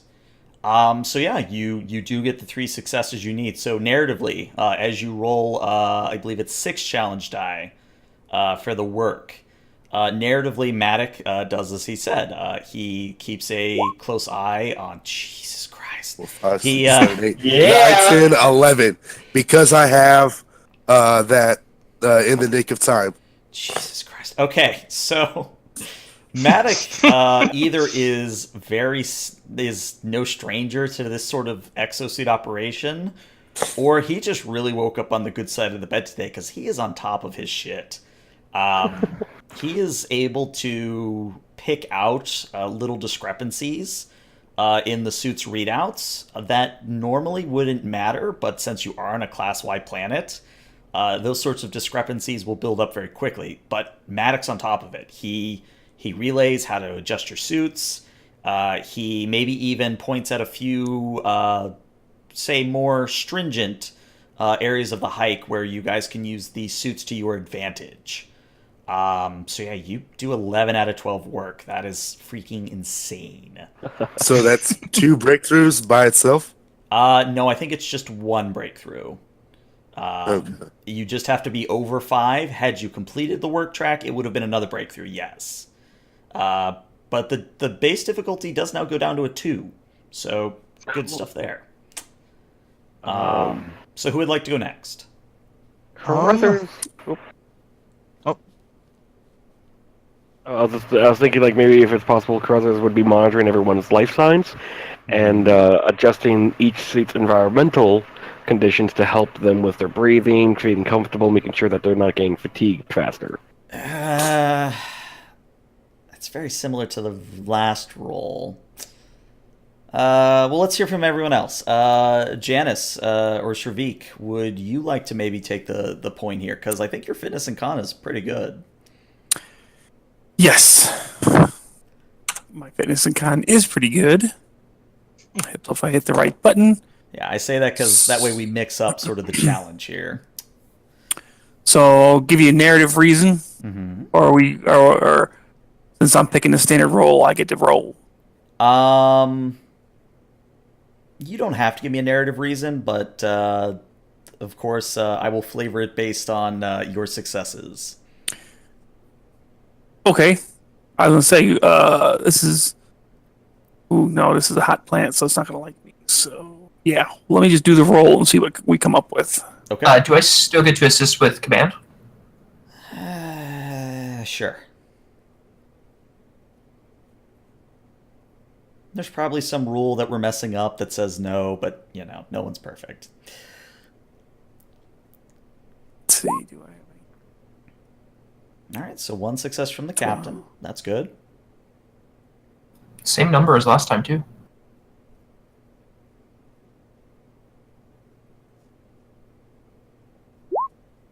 All right, you guys get a momentum.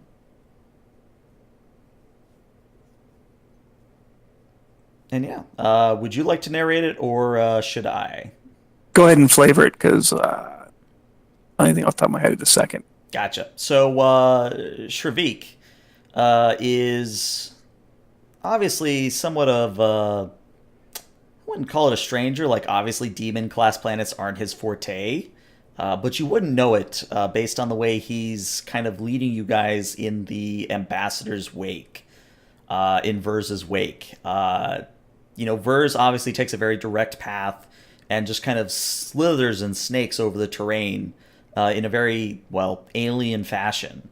But Shavik is able to pick out, say, handholds and proper footing to make jumps with. And you otherwise are able to keep up with Vers. So for you, Shavik, that is 7 challenge die worth of work.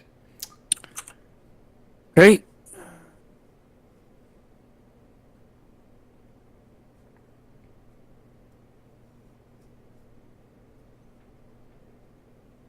Just want me to roll it with 7d6, right?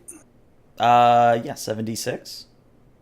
It's also the challenge die macro if you have that.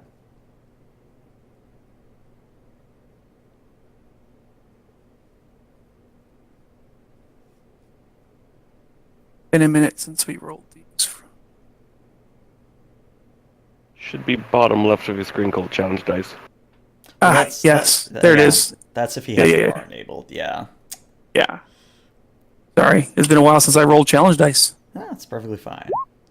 All right. Well, that is certainly enough. So you guys knock this out of the park. You actually, Vers at one point just kind of turns as he's, well, walking, quote unquote, around, ahead of you and says, "Interesting."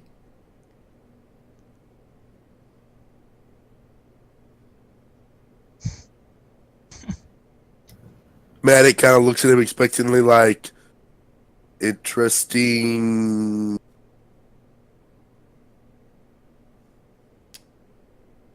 It says weak.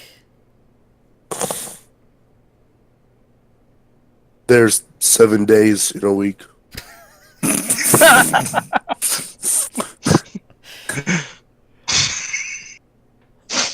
Oh, and we don't have a Betazoid on the away team, so I can't give you hints that way. Oh Uh, no. Haha. But yeah, the Furs just kind of shrugs, or does some equivalent gesture, and just kind of turns back to his work. And yeah, unless any of you want to engage him in conversation, which if you do, speak up. Wait. Vers, are you tired? No. Huh? Well, let's keep going. Okay. So Um, go ahead. Would he mind if I scanned his weapon? I mean, you could certainly try and see what happens. I mean, I'll obviously ask him, like, hey, you mind if I take a look at your rifle? You could take a look at mine. He answers yes. All right. So we'll make this an actual roll because you could use the momentum. We'll call it a reason plus engineering. Difficulty 1. Alien technology. Mm-hmm.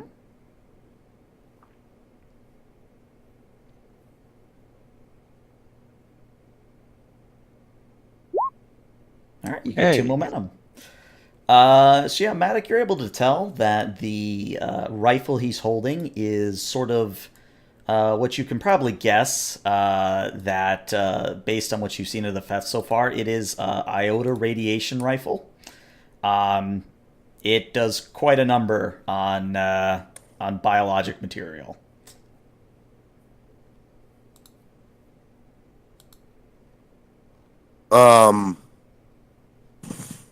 I mean, I'm assuming it's a decent sized rifle. Yeah, it's I would say it is bigger than your Type 3s.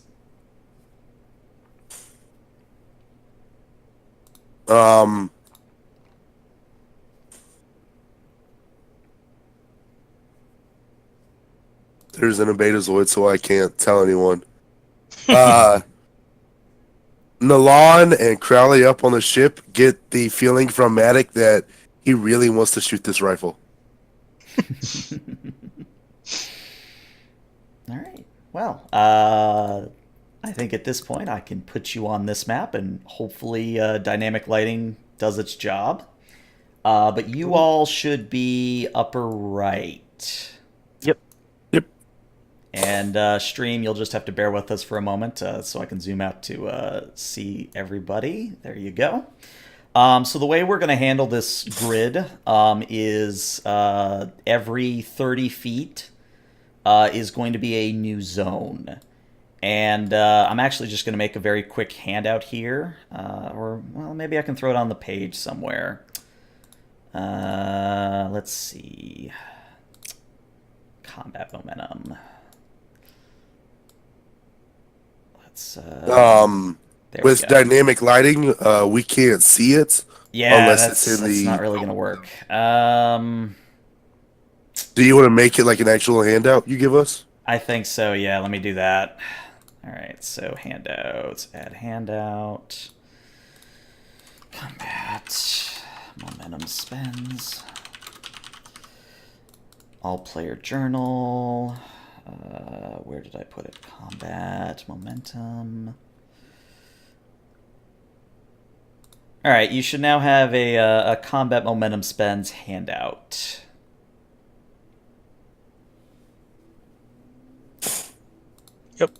Awesome, thank you. Yeah.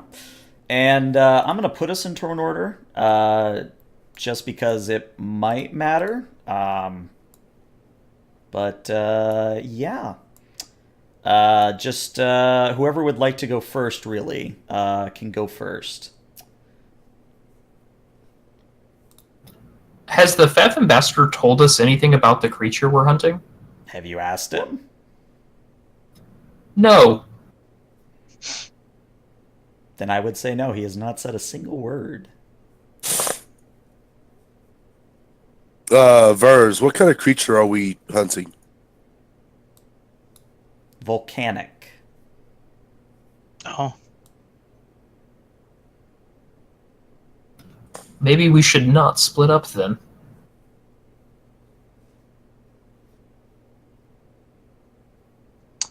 yeah. Let's not.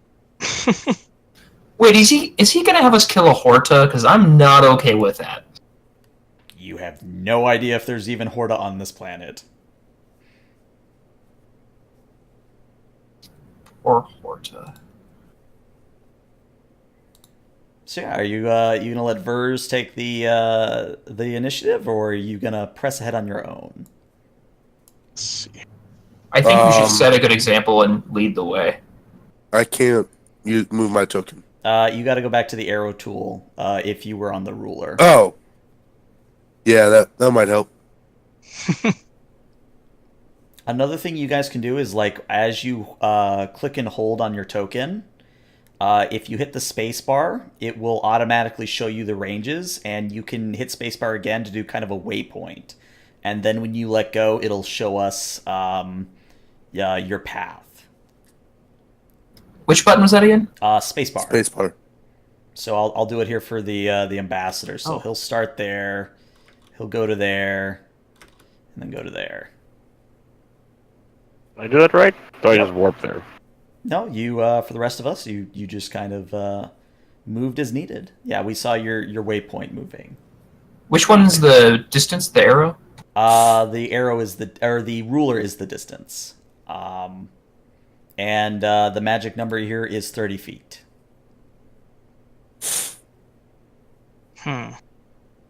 Okay. Perception check. Yeah, what is that in the system? Give me a insight plus, we'll say security.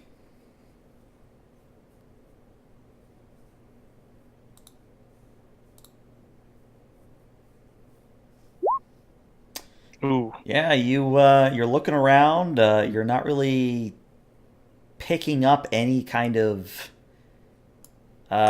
signs of life or anything that would indicate a creature. I'd like to do a life scan on my tricorder. Okay. Give me an insight plus science. Also, Shavik, remember to move your 30 feet so you're up with the others. Yep.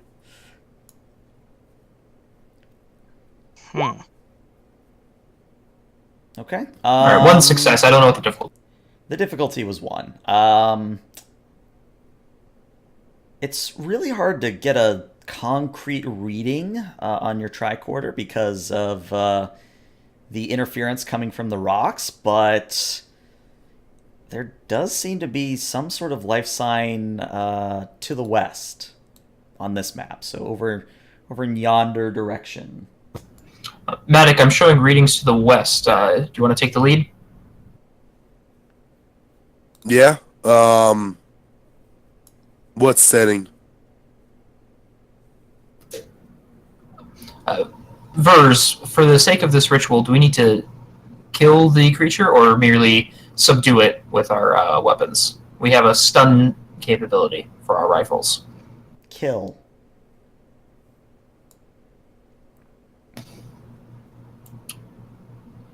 Matic, you heard the ambassador. All right. Matic adjust his rifle to kill. All right. And then... So, move again? Yep. Go ahead and everybody move again.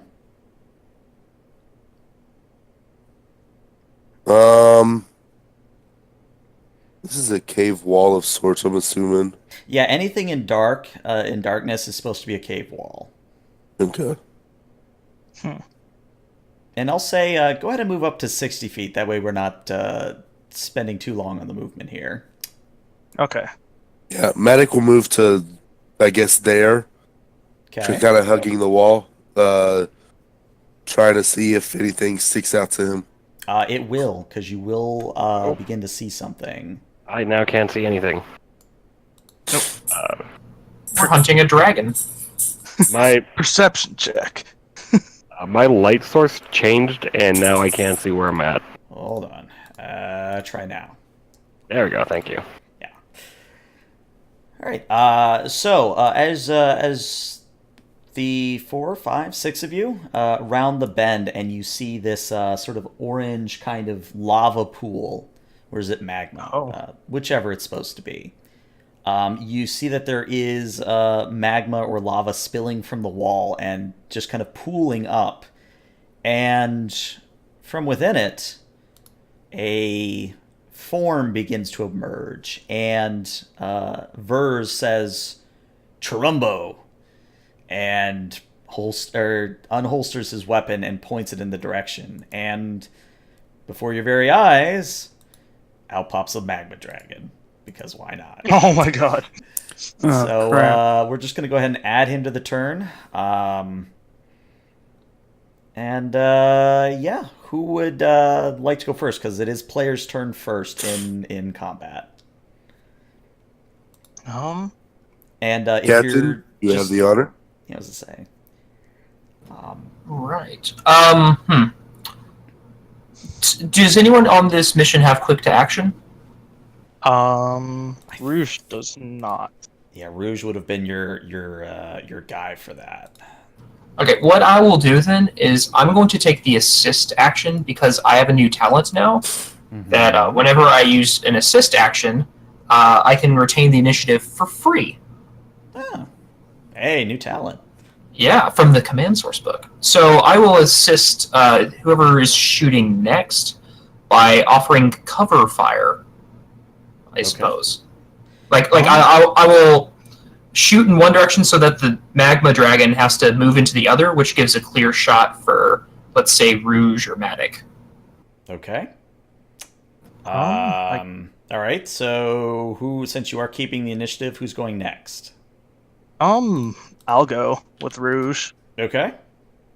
Now, since I never really fight too much, you can take like an action and a minor action, right? Yeah. So if you pull up the PDF, it starts on page 172. Okay. Oh, in that case, I need to think about what my minor action should be. I think aim does something. Let me re-roll a d20 on the attack. Well, since you all actually have type 3s, it does have accurate, which means if you aim, you can roll any number of d20s. Ooh. Okay. Wait, what do you mean So- any number? So Any number. if you spend momentum and you have 3 die, and none of them come up, but you did aim, you could reroll all 3 die. Okay. In that case, let's see. Minor action to aim, and then it's control plus security. Mm-hmm. And the difficulty is a 2. Okay. You guys mind if I use momentum to get an extra d20?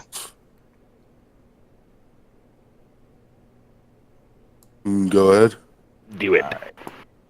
Do it. Kill him now. No applicable focus. What am I assisting with? Oh boy. Ooh. You would be assisting captain with, I'll say control plus security as well, because you did say you wanted to do covering fire. Okay. Can team dynamics come into play as a focus because I'm not actually trying to hit the thing? Yeah, I'll allow it.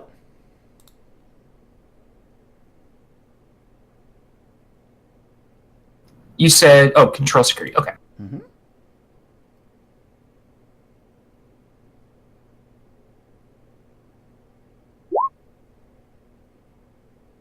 No. So narrative. But you aimed though, didn't you? Oh yeah, I Noah? did aim. That's right. So you can re-roll, well, as much as you want, really. But maybe just those 2 zeros. Yeah, let's do that. Roll 2d20.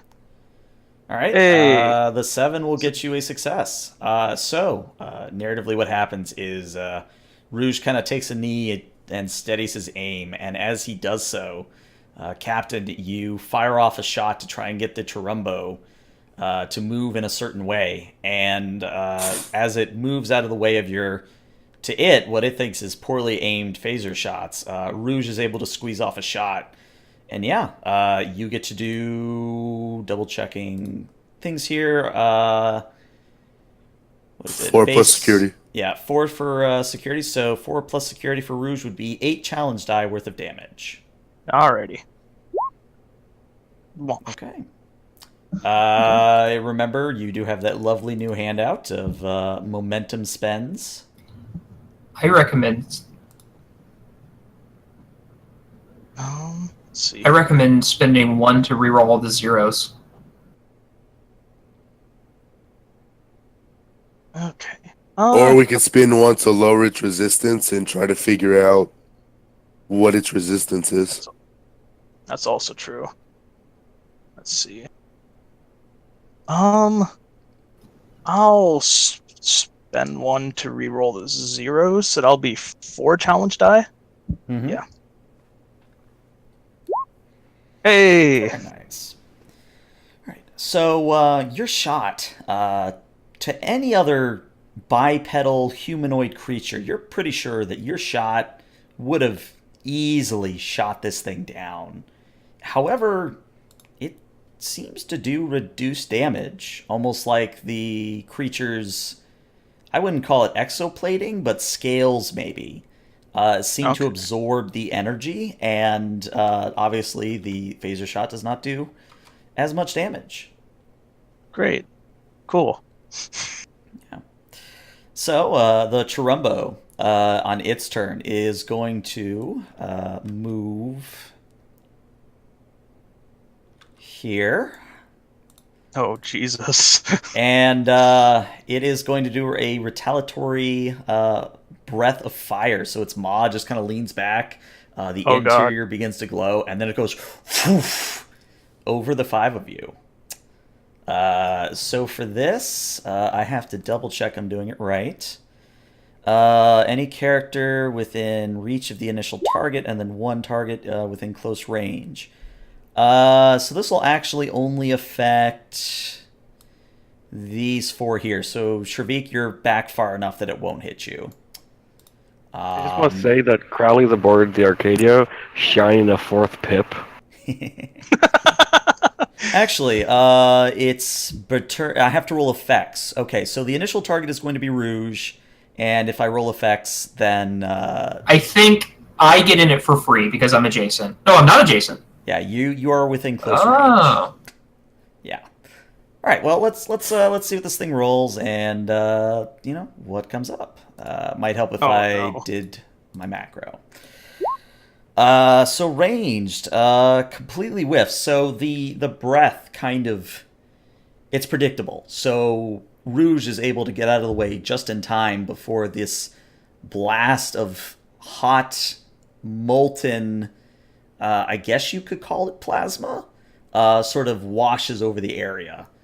But it completely whiffed. It didn't do anything. So who would like to go next? It is back to the players. Hey. Hey, okay. I hear Shavik. What you doing? I mean, I don't know how big foot-wise this ambassador guy is. Is he in the way of my shot? We'll assume he can get out of the way, or as long as you call out, he'll get out of the way. Okay. Character performs name. So I'm gonna do my phaser shot, and it says I get a quality of accurate. Yes, so if you spend your minor action aiming, you can reroll as many d20s on the attack as you need to. Okay. But I'm gonna. the phasers also have charge if you want to give it like special effects. Mm-hmm. But Well, that's also a minor action. So Yeah, I'm gonna. Well, you know what? I'm gonna go with a charge because I seen the first shot didn't really do penetration as much as I would have thought. So I'm gonna go with a charge shot. Okay, so I'm assuming you want the piercing 2 on it. Yeah, Okay. if all right. I hit. Yeah. So I'm gonna do my roll, Mm-hmm. and it is. Yep. And it's gonna be control and security. Mm-hmm. Okay, control, security.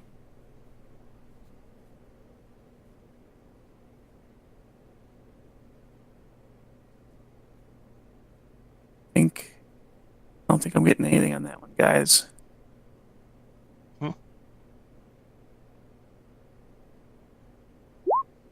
Yeah, you Hey. get the 2 successes you need. So yeah. Nice. You get to roll 8 challenge die worth of damage. Yes. Let's hook this dude up. Oh, come on. Are you serious? You do have a Man. momentum left. You could re-roll those zeros. It's true. Yeah, I have 5 zeros. That would be the best way to go about this. That's out of I'm control. okay with it. Yeah. So I'm going to do challenge dice again and then just do 5. Mm-hmm. And 5. Okay, that's more like it. All right, so noticing kind of where Rouge hit the first time, Shrevik, you think maybe it's best to concentrate fire in a certain way to pierce through the creature's thick scales. And as your shot kind of streams out from your phaser rifle, it does seem to do a little bit more damage than Rouge's shot. However, even though that this shot would have, again, normally put down a humanoid, the creature seems to take it in stride. Almost like it has a special rule about how much stress is an injury. But you do some rather nice damage to it. And up next is the Feathe Ambassador, or Vers. So Vers is going to, of course, fire his own disruptor at the beast. So where's his sheet? There's his sheet. So that's control, plus security, 2 dice pool, applicable focus. His shot whiffs. It just completely goes wide. And there's a string of what seems to be like a car screeching to a halt or metal on metal that doesn't translate. Probably Feph's swear word, but That's what I'm figuring. So up next we have either Matic or Carruthers. Matic, you go. I'll go last. All right. Brothers is way off. Yeah, Crothers went the other way. Matic will do the prepare action to charge, the minor action to do the charge, and fire. Piercing 2, Vicious 1. Piercing 2. Okay. Threat for a momentum. I mean, threat for an extra dice? Question mark. Phew. I'm going to say yes because I'm the DM. I want threat. No. Go for it. Sure. What the hell? Roll 20. Okay. Your stop traces have been now. So control Security.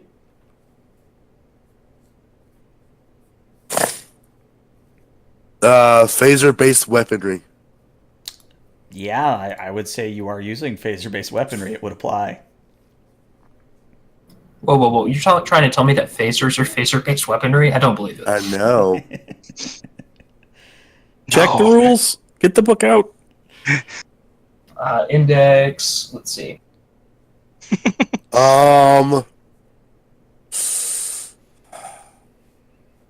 I'll probably regret this later. I'm going to go ahead and spend my point of determination, no stranger to violence.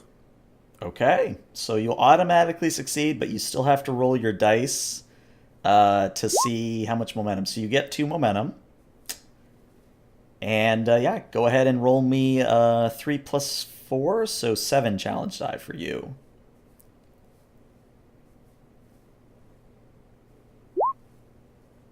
Okay. Would you care to use any of the momentum you just got?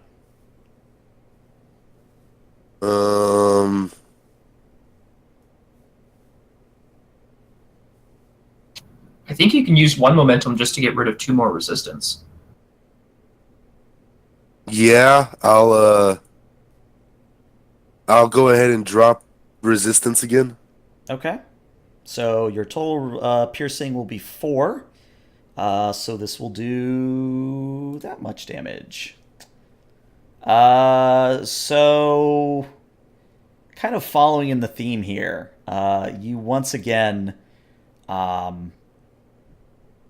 pretty much nail the weak spot, or the growing weak spot that you all have sort of focused fire on. And I think everyone present, well, everyone but Crothers, because Crothers is off in Antarctica, all of you would notice that if you did that kind of a shot again, this creature might go down. But it is now Crothers' turn. Okay. Go Crothers. Do some running, rolling, pulling trigger, do something. So, my Just mind is crazy. to move. I see everyone firing at the creature. I'm gonna scan it. I'm a scientist. I don't like, Carlos is gonna say, "Why are we killing this creature?" All right. What would I even make that? You'll just hear me respond over the comm to prevent a war. Roll me a reason plus science, since that seems to be the standard sensor kind of tricorder roll. Difficulty would be a 2, based on the interference from the surrounding rock. Okay. I mean, this thing could be somebody's pet. I mean, damn. Yeah. Yeah, Crothers, it's just too far away from where you are right now to get an accurate read. Alright. But yeah, we come back around to the top of the initiative order, since everyone's has already gone. It is now the Chirumbo's turn. And it is going to step here. Oh no. And it is actually going to... I'm going to spend some threat here. So it's going to do 2 attacks. Of course, the second one will be at increased difficulty, but let's roll the first and resolve it from there. So this first attack is going to be versus Matic. Okay, so Matic, I need you to roll me a daring plus security. You need to beat 2.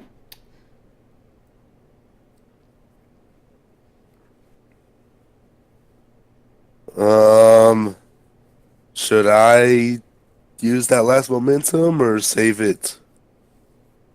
Hmm. Well, I mean, we do have the Admiral's kid around, so, I mean, cousin or whatever. I mean, we do need to find out how many challenge die it rolls. No, that's okay. That was a joke.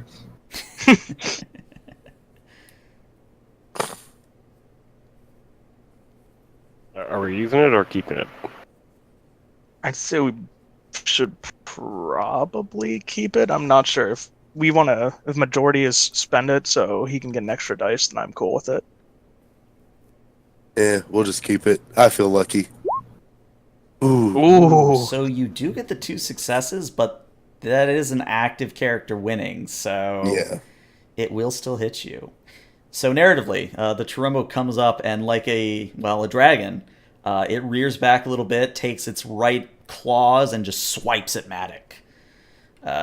So this is this much, and it does have area, so I could get effects here. Oh no. Oh boy. Oh boy. Okay, so we're going to break this down and walk through it. It has Vicious 1, so that's 7 damage. So, Matic, you will be taking 7 damage unless you have any resistance I'm not aware of. So that's EV8. automatically an injury for you. Does his suit protect him at all? As I say, standard suits are 1. Okay, well, if, in that case, you'll still take 6, but 5 is the magic number here. Yeah. So Matic would be taking an injury. Unless you either spend Determination, which you can't because you used it already, or if you spend 2 Momentum to avoid an injury, you would still take the stress damage. And then I have to double check area here, but since that's 3 effects, I think I get to affect 3 additional people within close range. Let me check. I think there is a third way to avoid injury, which is a complication. If you can find me the page it's on, I'll allow that too. But as you look that up, I'm gonna look up area. So let's see. 1 additional target for each target, or 1 additional target for each effect rolled within close range. Starting with the next closest, which would be the Ambassador, then Rouge, then Tahan. So that's 3 effects. If 1 or more complications, blah blah blah blah blah. A target cannot be hit if it would have been more difficult to hit than the initial target. Okay, so it's not like Starship phasers where area or spread kind of does less damage. Okay, so this is interesting then. And it's a good thing you found the rules for that, because all of you, Matic, the Ambassador, Rouge, and Tahan, all of you would suffer 6 points of damage, or 6 stress, which would be enough for all of you to suffer an injury.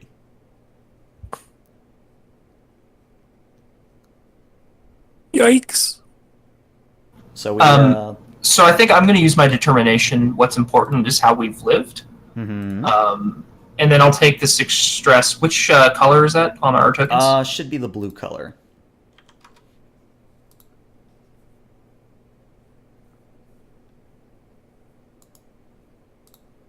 All right, so that's the captain. So the captain takes the hit but stays up.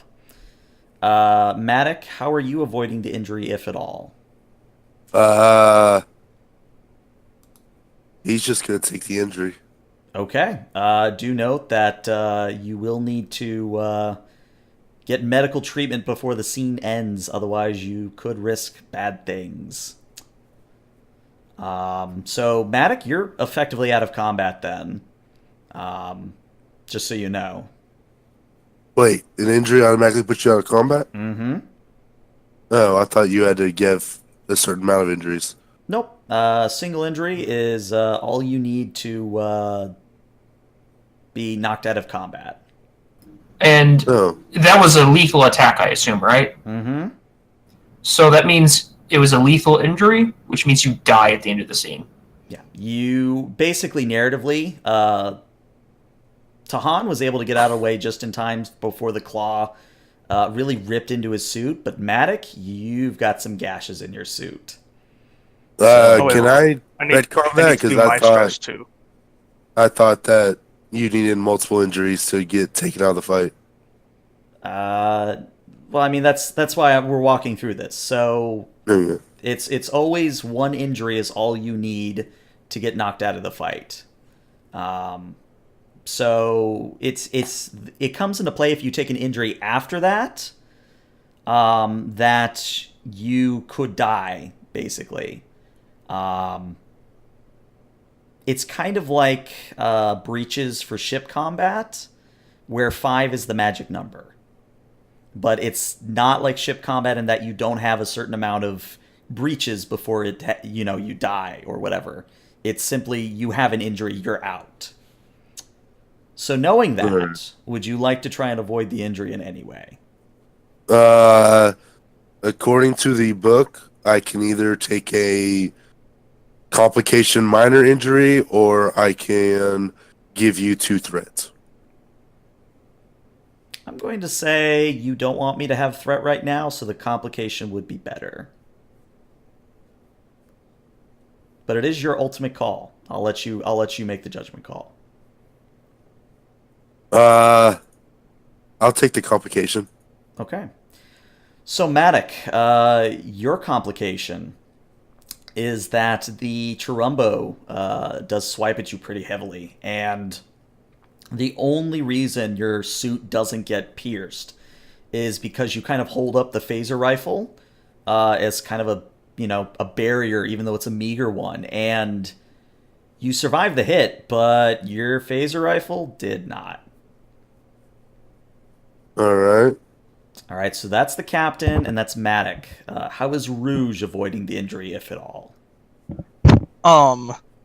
Would I be able to do a complication as well, or is because since Matic did one, I wouldn't be able to do one? You can kind of certainly do deal? one.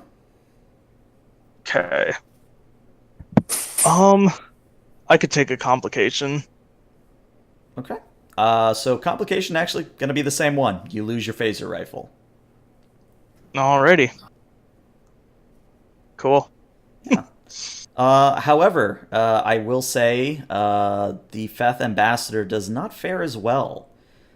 He is it is kind of knocked to the ground, and none of you are really medical personnel, so you can't really determine if it's blood, but some sort of liquid is beginning to ooze out from the claw injury on Vers.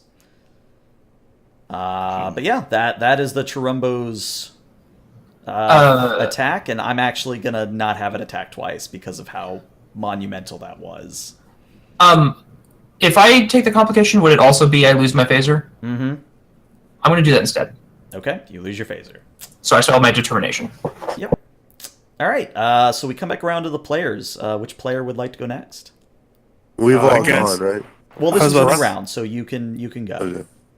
I would say I would go next because I'm the only person right now that can shoot him. Seeing that the rest of you lost your damned weapons. No, Matic would go for the ambassador's weapon and shoot with it. Oh God, we know how that ends. Yeah, I'm gonna go next. So we have one momentum left. So I'm suggesting we use the momentum for me to get the third die to try to make sure I hit this jackass and finish him off. Because if not, we may not have a captain or a few other people. I'm okay with that. Okay. Yeah, that's probably pretty good. It's a good idea. So the captain? let's go ahead and I mean, you'll still have a captain. He'll just be half Vulcan, half Betazoid. Yeah. And then the XO will be a full Betazoid. wait. Oh wait, no, I want that. Okay, so let's save this captain. So I'm glad that's my insurance plan. I don't want the CO and the XO to be able to read my brain because I'd be never promoted again. So let's go ahead and roll them dice. All right. Out of curiosity, for your minor action, are you aiming or are you going to use the charge effect again? I'm gonna aim this time. Okay. So let's do that. Control. Do you have? Oh no, he doesn't have determination. Crothers, does he? No, Crothers does not because we haven't given him a value yet. Yet.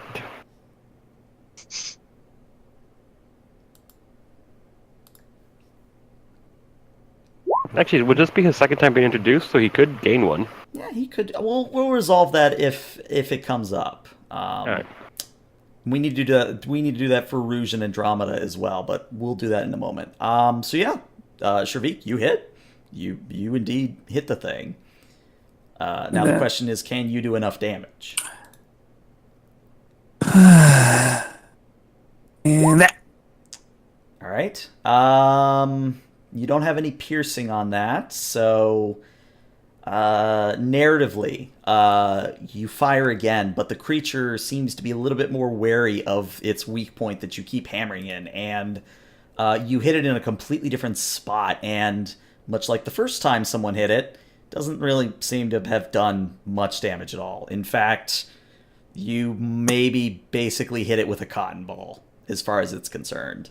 I should have went with vicious. I have a question. I don't remember Yes. if this is something we can do. Can determination be spent to create an advantage? I mean, you spend 2 momentum to get an advantage, and determination usually is basically equivalent to 2 momentum. So sure, I'd allow it. Okay. Hold on. Before. Thing is, I really wouldn't change anything because I have a value I could use, but it doesn't change anything. I hit and I rolled a 6. I can't use a value to do anything else really. Okay, never mind. I shut my face. No, I mean, you give me a good argument, I might let it happen. Well, one of my values is family is more than blood. Okay, applicable value. Yes, I see 3 of my crewmen basically freaking beat down, people bleeding out. So the thing is, what would I spend it for? Let's treat it like 2 momentum. Okay. So, what can You could get rid of 4 resistance. Yeah, let's go with that then. Yeah. Okay. So narratively, you still hit it in a different spot, but by now you're getting a sense of what frequency to put your phaser rifle at to bore into this thing. So let me do some math here. This is the problem when they have resistances. I gotta do it properly. That would be this much damage. Yes. So all of you present, I think Carruthers probably wouldn't notice because he's still too far away. But the rest of you notice that the Chirumbo is a little bit more guarded. It seems to be panting, and it is dripping a similar liquid to that of the Feathe ambassador. That is, you're assuming blood, but unless Carruthers runs over and scans it, you have no idea. But you also get the sense that, maybe one more solid hit. It's all you need. And the Feathe ambassador is injured, so he cannot go. So it comes back around to you players. So this isn't the best option, but I still have a sword. I'm with you so far. I still have And a phaser. I feel like there's something about slaying dragons with swords. I feel like that is a common trope, yes. So I was originally thinking of using my determination to have an advantage where ignoring the resistance. I don't know if that could have been it. But given the way melee works where it could hit me back, I would rather just use it to gain 2 successes on a die. Okay. Sure, let's do and and I don't know if I can aim with a sword for my minor action. I mean, as far as I read, there isn't a reason why you couldn't. Okay. I mean- Although I'm not close enough to hit it, am I? So I need to move in closer. Yeah, you would have to move in closer. All right. And then it becomes, and I'll ask the group, would it be worth using momentum to aim, which we don't have, so giving a threat? I'm not 100% sure. I guess that threat then can then be used for the Chirumbo to attack me. Yeah, So I'm basically gonna give him another die if you give me threat. I'd rather just. And you have threat already, don't you? Uh-huh. Go for the glory, Captain. Okay, so instead, how much do we determine how much threat it would cost me to add a 4th die to this roll? So this did come up in Ophion, but it's a good thing to address here. So, and we cleared this, or I cleared this with Jim Johnson and some of the other actual, creators of the game. Momentum is always the most expensive. So determination would already count as 1 die. So your next momentum spend would be 2. So it would be 2 threat. Because you don't have any momentum at the moment. Yeah, this is really tricky to see if I add a 4th die or not. Because that would cost 2 threat. What do you guys think? Do it. But also that Chirambu could hit you back hard. We have a good sick bay. We have one of the most advanced sick bays in Starfleet. We can rebuild you. Well, But the captain straight up well, dies. well, here's the thing. The value is what's important is how we've lived. I'm spending that threat. We're going for it. Okay. I'm rolling 3 dice in addition to 2 successes already. I'm not aiming though. That would be a 3rd threat. You know what? I'm doing that too. Okay. Oh my Alright, God. So what I'm going to do Because then, I don't want a complication. what I'm going to do then is I'm going to spend 3 threat so that it gets to roll 4 total die. And I'm going to use my remaining threat to make your complication range 16 to 20. Jesus. It's been fun, guys. Crowley. I hope you're ready for this, to warm that seat up real good. I'm already in this chair. I already know what's happening. We'll be reading your mind, Janice. We'll be reading your mind. No, get out of my brain. I do have the focus though from trading with Hylong. So Yeah. my heart is pumping. I see green. Okay. So that is Okay, so that's 5 total 5. successes. So let's roll Okay, for the turbo. How many momentum did we get? We'll see. We don't know yet. Well, it is a base difficulty 1 to attack, so you would get 4 momentum. Well, I would get less depending on how many successes he gets. Well, yeah, let's see how he rolls. All right, so that's 1 success already. Only 2 successes, so yeah, you succeed. And we get 3 momentum? 4, I think, because I don't think his roll affects how much momentum you get. It's I will say one of my die rolls was a 17. So I'm going to re-roll that die because I did aim. All right, yeah, probably a good call. Like, it's not going to get worse. You say that. Well, it's already a complication. Hey, that's another success. Hey, another success. So you're now up to 5 5 momentum? Yeah. Right. All right, so I roll 5 challenge dice because the sword is 2 base. It is 2 vicious 1, Okay. which means you want to see effects here. Ooh. Those are some effects. Okay. Well, I'm not done. I know. That's what I was gonna happen. Yeah. We have 5 momentum. I think I used 3 to get rid of 6 resistance, Okay. and I'm going to use 1 to reroll 2 dice. Okay. Alright. Okay, so that's 5 damage total. No, sorry. It's 1, 2, 3, 4, 5, 6, 7, 8, 9 damage. Mm-hmm. I'll use. Should I use the last? I should save the last momentum for someone else. So, Sure. in the immortal words of Matthew Mercer, how would you like to do this? Yeah. I'm gonna. All technology. We are using swords. Yeah, absolutely. What I do is I'm going to add the fact that these EV suits have. They probably do. They have like little thrusters or something, like little jet boots. Yeah, something like that. I come up, and he doesn't even see me. He's still fighting Matic or whatever. And I boost up on top of his back and just shove the sword into the hole that we've been making with the blaster. And I just pull it up, decapitating the dragon. All right, so the dragon kind of lets out I guess it would be a similar sort of curse that you heard from the Feathe, but obviously much, much louder. And as its head pirouettes in the air and falls to the ground, the creature is no more. And you guys are effectively out of combat. However, you do have Matic an will rush ambassador. over to the ambassador and try to stabilize him. Okay. Good.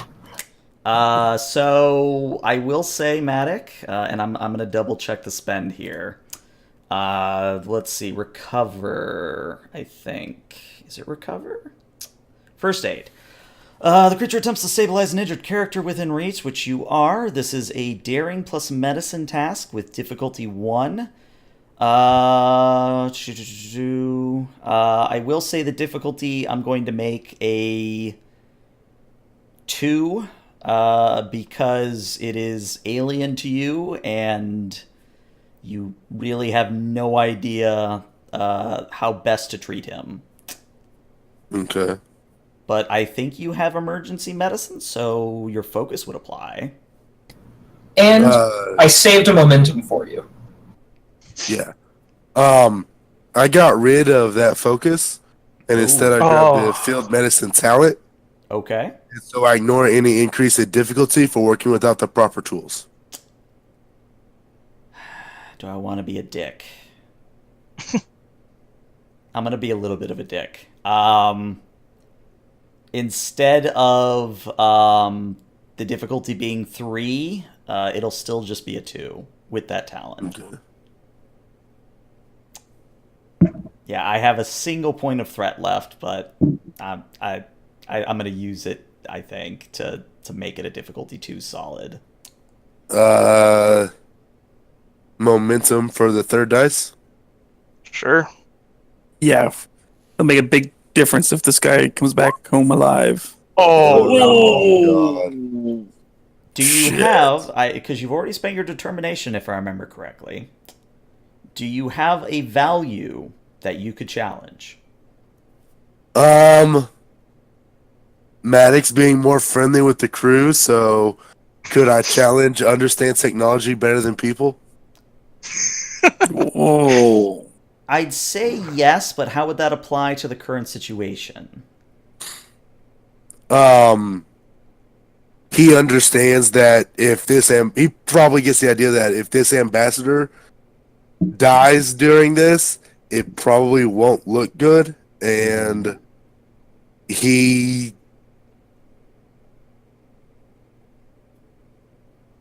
would give him the idea that the people that he works with and is beginning to understand don't really. It would be bad for everyone, really. I'll let it happen. So, Okay. of course, cross that value out, and you will need to change it. But yeah, you have a determination, which you could reuse to re-roll all those zeros. Or you could just spend it to pass, I suppose. Yeah. Nothing better than practical experience. Sure. He was on a search and rescue ship and had to deal with a lot of alien biology in his past, so maybe he's used to dealing with alien biology. Sure. I'll let it happen. Okay.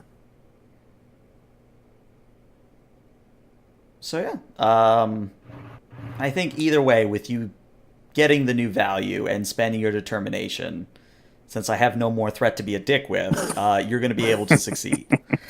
So Matic, as you stabilize Vers, Carruthers, of course, can come over. And did Carruthers want to do anything? Since I feel like we've unfortunately kind of left him out of this, but such is positioning.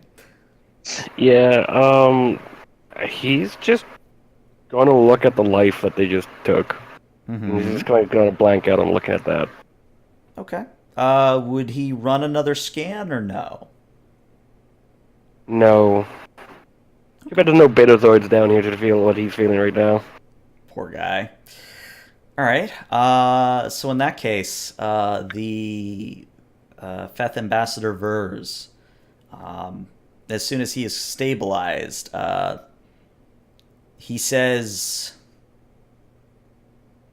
"Temporary peace." And before your eyes, the Feathe transporter activates and he disappears. Oh. Did his weapon get left behind? No. Damn.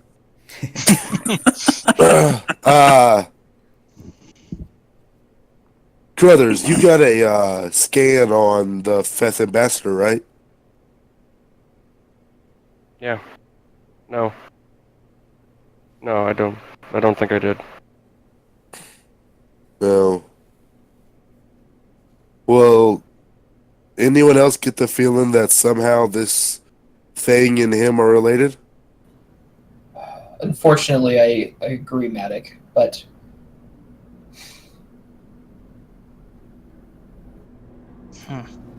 Well, question is, did we kill one side of their society? Somebody like on the other side of their society? I mean, this is a lower end creature. I don't think it has flying, but I don't know. This seems strange to me. Their design's similar. Their language is similar. Something off about this. Well, they did evolve to live on similar environments. Yeah, but they cursed in a similar, I mean, they tried to produce a language that was very similar. Remember, the ambassador cursed, and then when this thing died, it gurgled out something similar in its nature, like a similar language. That's right. Well, I place no value in willful ignorance. Carruthers, please get as many scans as you can of this creature. If this was a sentient life, then We just killed I need to take the responsibility for that. It was my decision that temporary peace with the Feph was. Hopefully, we didn't do that. Carruthers does not look at you at all. He will go and take his scans, and then he will walk towards the entrance of the cave. Okay. So go ahead and give me a reason plus. I'm gonna say medicine here. Difficulty would be we'll call it a 3. I don't have any focuses for this, so... Well, I'm just gonna point out the fact that, with a roll like that, yeah, you get some basic scans, but I think probably Carruthers being as affected by this, Carruthers is just, his heart's not in his work. And I think it's probably fair to say everyone present would notice that.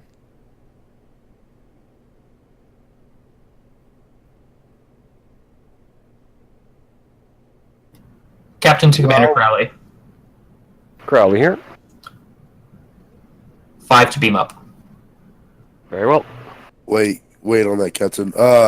Whenever I was stabilizing the ambassador, would I have gotten his blood on me? Some, sure. Is there a way that I could collect some of the blood of the Sharombo? If someone has a med kit that they feel like sharing, which they do, or maybe not. I don't control Carruthers. I was gonna say, Janice don't got it. Carruthers is up by the cave entrance if you want to go ask him.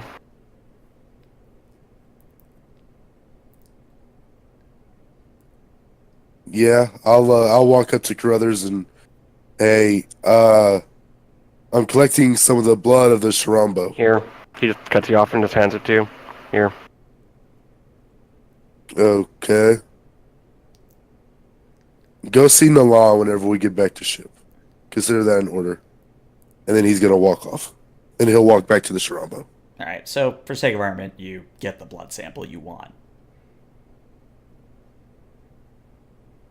And yeah, unless anyone had any further business on this planet, I can put you back onto the bridge. Make it so. Are we just gonna leave the broken phase rifles, or do we have to take them back? Leave no trace. Let's grab them back. Okay. Or or you want me to vaporize them? We can handle them aboard the ship. Oh, They can get reused as replicator fuel. like people. I was aware of that when I said it, unfortunately. Guys, people are replicator fuel too. It's Soylent Green, it's people. Alright, so Where do you think Reeve went? Alright. The Bellerophon, that's the answer. Yeah. So yeah, we have about 6 minutes for you guys to resolve this on the bridge before we have to unfortunately cut the session. So yeah, go for it. You all kind of beam back up to the ship, get out of your suits, go. I'm assuming most of you head up to the bridge. Obviously, Carruthers probably goes to his lab. At least that's the vibe I'm getting. Yep, he goes there. Yeah. So yeah, go ahead. So Hylong sits right next to me, right? Mm-hmm. So I am totally leaning over, going, "You should have seen that shit. He had your damn sword, and he just chopped that head off like it was crazy, like a madman." Oh, sorry, sir. Where do you want me to set setting? Or where do you want me to set navigation to go to? It was crazy. It was freaking crazy. Yes, sir. Let's stay in orbit for the time being. Sin, can we get in contact with that ship again and ask about an exchange of cultural information? So actually, because nobody said they were doing anything with it, SETI Prime walks out of the conference room and back up onto the bridge. Oh, I had him pulled to Cartha's lab. hi. Oh, well, small GM retcon then. Okay. SETI Prime reactivates, comes back onto the bridge, and says, Hi. "This one has been reactivated to transmit further coordinates for further ambassadorial exchanges." And it transmitted a series of coordinates, and then does fall once again. So I look at Commander Serta with an interesting look, like, we just left him there, kind of pointing at the security. Well, since Serta here, I'll say on his behalf, we considered it to be derelict. We didn't think its signal could get through the shields. Take it to Cartha's lab, please. You probably want to look at it. Right away. Thank you. And Janice, you have new coordinates. Yes, King Arthur. And I put I put in the coordinates and start sending the ship that way. I will make a note. I am not carrying the sword right now. Okay. It's in the office. So just to be clear, the coordinates would be somewhere in this system, but it's kind of, at least in my mind, these are kind of coordinates where you would say, "Hey, Narendra Station, send ambassadors here," rather than you guys sitting there for however long. But of course, if you guys really want to sit there, I won't stop you. I guess that's fine. I do want to contact the Feph, though, to see if we can get any cultural information, particularly on the creature we just encountered. Sin's gonna, of course, try, but she'll say that they don't really feel like talking at the moment, sir. No, very well. I think we need to get back into communication range with Narendra Station to report. All right. So we'll say then that the sort of last scene, or how the scene ends, is Janice, you set in a bit of coordinates so that you get in better contact with Narendra Station. And we see the Arcadia A jump to warp away from this hellish, if not risky, system. And that's where we'll end the session. So players, of course, stick around. But for those of you watching on Twitch and on YouTube, thank you for watching, and I'll see you next week. Bye-bye.